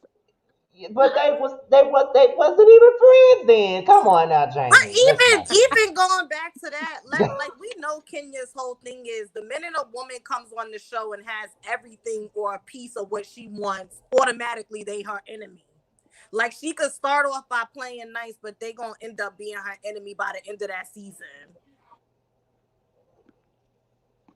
I don't know. For me, it's like when Portia sits up and she talks about her relationship with Kenya and how she has tried in the past to be friends with Kenya. I think that that's bullshit. Like that entire time she sat there with Drew and said that, I rolled my eyes the whole damn time because I'm like, girl, you have not tried for years to be friends with this bitch. Like last season was the only time y'all really, really tried to be cool with one another, and it's like you know what I'm saying? Soon as you got to be cool with Nene, you switch just like that. Soon as you got that big sis, little sis shit, She didn't her do. back around, that's when you started flipping the cord, and now you're no longer friends with Kenya anymore. Like that's bullshit. The same way she did with Shamia when Phaedra frog looking ass sat up there and said that Candy and Shamia was fucking, and she sit up there and co-signed it and didn't say anything to defend her childhood best friend. The same way she was extra cool with Candy, but soon as Candy and Phaedra got into it and she wanted to be close to Phaedra so fucking bad, she involved herself in their issues and switched on her too. So I feel like Portia Mm. has a big thing with switching up on people, and that's why I don't really fuck with her like that. And I think that she's whack as fuck because I don't think that she has any loyalty to anybody unless it's convenient That's for true. I her. forgot about that situation because now that I do think about it, I'm not the biggest fan of Candy, but Candy was a good friend to Porsha. I forgot like Porsha, Candy put Porsha in her play, Mama, I Love, whatever it was, that Sure whatever did. that play was, and she was a decent friend to Porscha. So I do forget that they actually had like a really good friendship before all of that stuff happened with the rumor. Yeah, that's the only thing. Now I'm not gonna stunt Portia on her growth as a person, but I still don't like her Well, because I'm interested to I hold see. grudges. We know. I'm interested to see after watching Candy on Watch What Happens Live if when the reunion comes if they well I don't know because Candy has a lot of pull. I wonder if they're gonna revisit those rumors that came about since all of that controversy is going on because they asked her about the situation with T.I. and Tiny on Watch What Happens Live, and she talked about how people was like trying to insert her name into it and whatnot. I was actually gonna make this a topic tonight as well because I wanted to know if you guys even seen her response to um that question that Andy gave her as far as her take on the whole rumor thing with T.I. and Tiny. And I already knew that once that stuff started coming out, I already knew that people will relate it back to what Phaedra said. And I feel like her answer was what it was because she too was accused of drugging someone and trying to rape them or something like that, and people believed it. You know what I mean? And just straight up branded her as the female Bill Cosby and all this other stuff. So I believe that's why her response was what it was, and it was proven to be a lie. So I feel like that's why her response was what it was. And on top of that, Tiny is her friend, so I don't know what more people expected her to say in regards to that. And on top of that, she don't want to be associated with it because she too has been accused of something like that, and she already went through that. And now that these rumors are coming up and they don't have a damn thing to do with her, it's actually coming right back. It's reliving itself again through her friends. And now, what Phaedra was right then, I guess it was a dungeon. I guess everything that Phaedra said was the truth or whatever. You know what I mean? And people in the comments are saying she should have said no comment. But if she would have said no comment, people still would have found the way to make her be wrong in the situation. So it's really a damned if you do, damned if you don't situation. I mean, it is what it Mhm. is. So, Jamie, out for the rest of you guys, y'all could go ahead and say what y'all feel on that situation. I think Candy definitely played it safe. You know, that is her friend. I think she wanted her friend to know, like, you have my support and I've been through this, and Candy probably was telling the truth. She probably has not witnessed that. You know what I'm saying? She probably heard about it. I don't know. But she probably has not actually witnessed something like that happen. So she only can speak to what she knows. Just because she had an accusation out there about her doesn't mean that it it was true, and it doesn't mean that that's what her friend is doing or that's what she witnessed. So she wanted to be supportive to her friend, but in the same time she also wanted to make sure that she debunked the rumors about her friend as well as any rumors that they may try and connect her to based on her history. So I didn't really see nothing wrong with Candy's response. She had to do what she had to do, and she played it safe. Because there was no right or wrong answer, to be honest. Because It it wasn't. didn't matter what she said, it was going to be taken out of context regardless, Absolutely. to And when me. people have their own idea of you and what they believe about your life, sometimes it really ain't no change in it, no matter how honest you are about it. They're going to continue to believe what they believe. And had she actually said, well, yeah, I witnessed such a thing, first of all, that would have been very poor in poor taste to do that on Watch What Happens Live. So if she would have done that, everybody would have been up in arms and they would have believed it because it would have fit the narrative that they already had in their head about the situation anyway. And on top of that, it's like, for me, it goes back to why, like, I don't understand why people go so hard for her to make up with Phaedra and try to be cool with Phaedra again and all this other stuff. For what?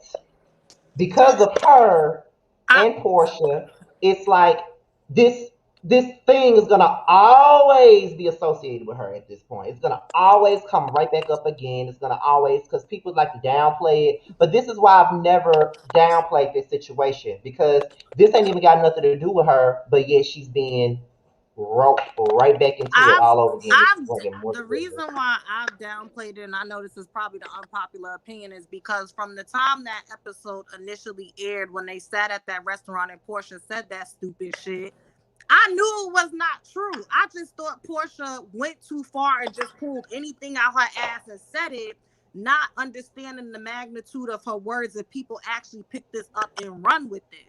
So I agree. I was very shocked. That what was that, season 9? When it Mm-hmm. snowballed, it became such a big thing because and this has been my opinion since day one, and Scotty, you know this, me and you always go back and forth. I always feel like had Candy just left it right there, it would not have caught legs. Nobody wouldn't have taken that shit serious. She went printing out messages. I think they went to Mexico, whatever the case was, coming to the table, crying, making a scene, constantly talking about it, and it became her storyline. I'm sorry. Porsha was wrong. She should have never said it, and Phaedra was dead wrong too. Truth number one. Another truth that coexists is I slightly feel like Candy knew what she was doing, and she strategically made that her storyline to get Phaedra off the show as, you know, payback. And that's my honest opinion. I know it's an unpopular opinion. I don't too far agree. Ahead, Disagree with Queen. I feel like we feel the same way. When it first came out, I never really took it that serious, and I guess because of how Candy portrayed herself on the show, I just couldn't see Candy going that far to really want to do that. So I really felt like it was a messy moment, and Porsha was trying to have a moment. So, I mean, I agree with Queen, and I've always wanted Phaedra back. Phaedra was like my favorite housewife. I understand. It was a bad joke. It was a joke in poor taste that went too far. I feel like it went way beyond what Porsha expected that. But you know what though? I feel like Phaedra could have redeemed herself at that reunion, and she didn't. And I think that's where it really went further downhill for her, because when they wanted an explanation, she literally was like mouth open. I can't say nothing. Yeah, like she couldn't like, you caught. And I think that was the moment she should have sincerely apologized to Candy and been working on making it up to her ever since. You know what I'm saying? So I don't think it was that deep for her to like really be fully kicked off the show. And I don't watch the other White Housewives shows, but I'm sure they've done worse on those shows, and those ladies probably still continue to get a check. I would love to think I can't get with that. I'm sorry, y'all, but I can't get with that, because it's easy to say that it was a joke that went too far, but it's still attached to her though. That's why she took it seriously in the first place, because even now it's still attached. But it's attached because it ain't got nothing to do with it. No, it's not attached because of what she did. No, it was attached to her the moment Porsha decided to bring it to the TV. If it was never brought up in the first place, it would not be nothing to repeat. I'm sorry. But in my opinion, I feel like no. I feel like although Phaedra probably started the rumor, we never heard it fully come out of Phaedra's mouth. So I feel like it was completely unfair to just fire Phaedra from the show and Porsha not receive the same consequences. So that's why I also feel like Phaedra should have been able to come back, because what's good for the goose got to be good for the gander. So why would you allow Porsha to come back when she allowed those words to come out her mouth? Even if she did have a battery in her back, she should have known better. She still allowed it to come out her mouth, and why not have Phaedra? I feel like they both no doubt. Done for her. And if not, they should have brought her back. No doubt. And Porsha no doubt. I wanted them both gone. No doubt. I wanted them both gone. I don't see how Porsha got to stay in the first place. Because regardless of whatever, go ahead, Uriel, go ahead. When it comes to Phaedra, I don't like her either, but I wanted her back only for the reason of let her sit in it. Because, okay, the reunion happened, nothing could have been tackled. So, and you see how they gave Porsha the blues for that entire season. We should have had Phaedra back so she could have got that same energy. You want this check? Baby, you finna work for it. For every little piece of this check. That's what and after they said it, then I would have fired their ass. I'm just being honest. That would have been fair if they got fired as a package deal, for sure. Yeah, it would have been fair, but I just feel like the way Porsha was, like, I argue sometimes as like a kid, because Cynthia was like, you be saying dangerous lies, and she's like, well, if people lie on me, then I'm gonna make a lie up. Like, I just never, like, I understand what you're saying, Scotty, but I just never took it serious. I was just like, what, bitch, girl, shut the fuck up. But it just goes back to what I just said though. Like, regardless of whether y'all didn't take it seriously or not, this is why she took it seriously, because it's still attached to it now. Like this shit with T.I. and Tanya, they already. But see, this is the thing though, Scotty. So I see what you're saying, I really do, but then this was comical for me. Phaedra talked about Porsha, or Porsha said, Phaedra said that she will be drugged to a dungeon, and then Candy, who said that this was gonna affect her business, turned around and made a whole dungeon theme and still making money off of it today. So that's another reason why we don't be taking that stuff serious as it pertains to them on the Housewives. It's like she still turned it around. You made it like it was that bad of a thing, but then you came back and girl, get your money. What's done bad, turn it around and make it good. But at the end of the day, come on, Candy.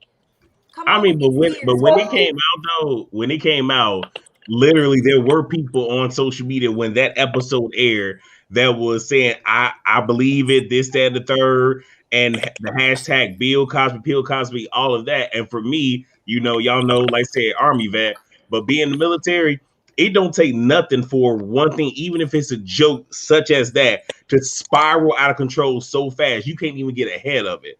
So I can understand why she wanted to sit here and make it clear like this ain't even me. And even if you watch the very first episode from the trip, they made it clear to show y'all that Candy was drinking what?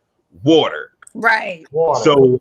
So I remember. And it's also defaming of character and whatnot. And I'm just fortunate. Well, not me, but she should be fortunate that this didn't hit any of her businesses, because even in Hollywood, when the accusation like that comes out, what's the first thing they do? They fire the people, they lose sponsorships and all that other stuff. So even though most people, I'll just say a lot of people didn't take it as fact, enough people did, and it really could have hurt her business. And if she would have been looked at as a liability for Bravo would have dropped her ass, because Bravo not trying to have no problem. But it wasn't ever confirmed that a producer put that bug in Phaedra and Porsha's ear. Was that ever confirmed? It wasn't confirmed only because Porsha was still trying to play nice, because you even heard her say like in the reunion how she kept saying, but I just asked you a week ago, and within that week, obviously she has the text messages to prove that she did it, but she just wasn't trying to air her out. For what reason, I don't know, because if you truly trying to exonerate yourself, I would have been like, okay, wait, Andy, here's my phone. Or it wasn't no producer because it wasn't no producer. That's what I think. Because Phaedra gave her ass a whole cease and desist so she could shut the hell up. If she thinking it come from somebody else the whole time, the cease and desist that came from Phaedra. She thinking it came from Candy. And she was like, well, Candy sent me a cease and desist, but Candy was like, I ain't never sent you no cease and desist. That came from Phaedra. So that right there makes me think that it was never no producer. It was never a producer at all. It was a lie, a scheme that Phaedra set up. So that Porsha could come to us with the bullshit. I just can't see. I would never understand, and I would never agree, and it's gonna always be a debate for me. I just can't see how anybody could not understand why someone would be upset because someone has put out there that they tried to drug them and rape them. Like, I don't see how, and people can use the term. Well, she didn't say the terms. She didn't say the word rape. But drugging somebody and taking them home is rape, though. Like, who would want to be associated with a rumor like that in the first place? Like, it's just the fact that she even said it on TV. And regardless of the fact that Candy kept talking about it, Porsha put it out there. So it is what it is. You think it wasn't going to be talked about? I mean, she said it. And now it's like we're saying it's a joke, but I can't. I'm sorry. I think it would have been interesting. And people still think it's okay. I understand, but I honestly think it would have been real interesting to see what would have happened if they would have had that spat. I remember there was some hidden footage special where Candy went over to what was it, Cynthia's house or something, and she was telling the girls what happened. I just think it would have been interesting if they would have just left it, and then when they got to the reunion, how it would have been talked about. Because I don't know. I'm not disagreeing with what you said, because what you're saying is true. Like, it is serious, but I just knew that was not true. And I knew Porsha was just grabbing for straws and she was just trying to win an argument. And I know sometimes people say off the wall shit to catch attention to win an argument, and she should have never said it. But I never took it serious. Scotty. So I think I can sum up what she's trying to say. I think what she's trying to say is she wouldn't have gave it any more energy than what was just at that one particular scene. Sort of kind of how, dare I bring it up, Monique, and with the baby rumor and all that stuff, how she made sure she ain't talk about it. Granted, somebody else did, but did everything she could to keep it from coming out during the season. But it's announced at the reunion. So I think that's what she's trying to say. Like, in that moment, it happened, did it, don't say nothing else about it. And then when we get to the reunion, clean all that stuff up there. Mm-hmm. Yes, thank All you. right. Maybe so, but it didn't happen that way, so we can't say shit about that. Okay. That's true. And y'all call me stubborn, but all right. No, we know Scotty's I'm stubborn. sorry, but I can't. I'm sorry, but I can't fuck with that. I'm sorry, and I love Amy and I love Aaliyah, and I can't fuck with that. I would never be able to fuck with that. That's why I don't fuck with Porsha. I cannot fuck with that. Period. Because if a bitch says something like that about me, I don't even see how Candy even fucking with her right now. If a bitch ever says something like that about me, I could never fuck with them again. But Like, that's what straight I'm up. saying. And That's because I Candy made can't. her money off the dungeon. That's why she could fuck with her. I feel like Candy could fuck with her. And like I said, this is my opinion. I'm not saying this is the gospel. I don't think Candy was that hurt. I'm sorry. Candy cried for anything. That bitch could cry on cue. Okay. I don't think she was as effective as she put on. I don't. She's a smart businesswoman. Candy never really had storylines. Aaliyah, girl. That's just my opinion. It's the unpopular opinion. I'm standing by it. That's been my opinion since season 9. Girl, please. Why are you more upset with Porsha than you are with Phaedra? Phaedra ain't on the show, so we have nothing to talk about when it comes down to Phaedra. I don't like Phaedra either. Like, everybody knows how I feel. Do you have Taurus in your birth chart? Yes, my moon is in Taurus, so that should explain everything. He's a Taurus moon. That should explain that to you. That should explain it. Like, that should explain it. Like, I just don't, like, I can't.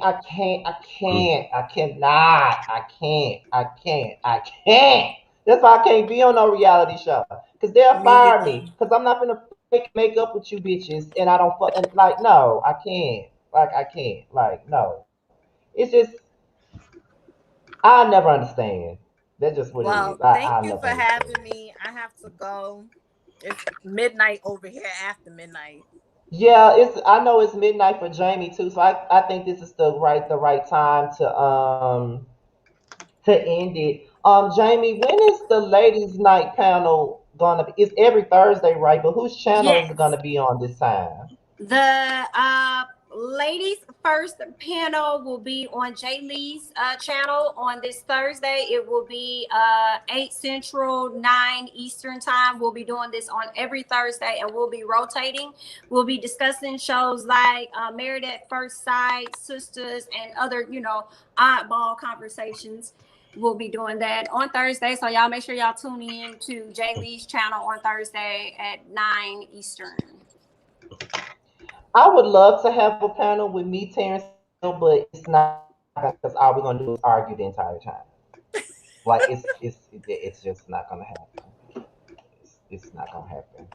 So get somebody to be a moderator. Get somebody to be a moderator, whatever conversation y'all have. They can't handle the three of us because Uriel is gonna be me and Terrence, and after a while, I'm just gonna give it up and let them two fight. So, Well, good night, y'all. Good night. All right, Aaliyah. Hey, well, really quickly, somebody asked, what does the Taurus moon have to do with his sign? So whatever your moon sign is, that pretty much like governs, if you will, your emotions, your mood, your feelings, and all that different stuff. So in him saying that, now that you hear that, just go research what a Taurus is, what the makeup is, what their moods are, and apply to that guy right there. You're welcome. Scotty. Listen, like, somebody do something to me, they would never hear the end of it. Oh, don't I know it? Don't I know it? Because every time we get on the live, you got something slick to say. I just don't always engage you. I have not been slick with you for the last few weeks. That's you and Terrence. I really have tried. I have really tried not to be Okay. nice. I mean, All I've really right. tried to be nice. I And you really know what? have. And you know what? And that is very telling that you have to try to do something that should come natural. But that's all right. Praise God. Hallelujah. Because Happy you birthday. always taking shots at us Aquarius all the time, and I have to be ready because if you ain't never ready, you know I you know how the saying goes. So I have to always be on point What? When you when you stay come ready, you through the never have to building. get ready? Is that what you're trying Yes, to quote? that's exactly what I'm saying. Oh, okay. All right. Okay. So anyway, Terrence, we're about to end the live, so let the people know what you got going on and what you doing and where they can find you at and all this other stuff.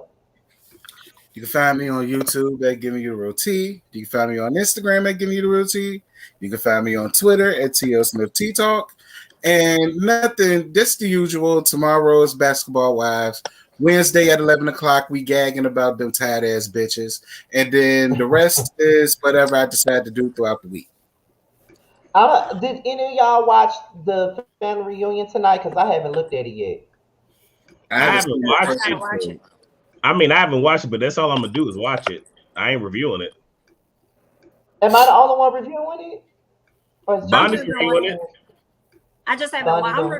reviewing it. I just haven't watched it yet.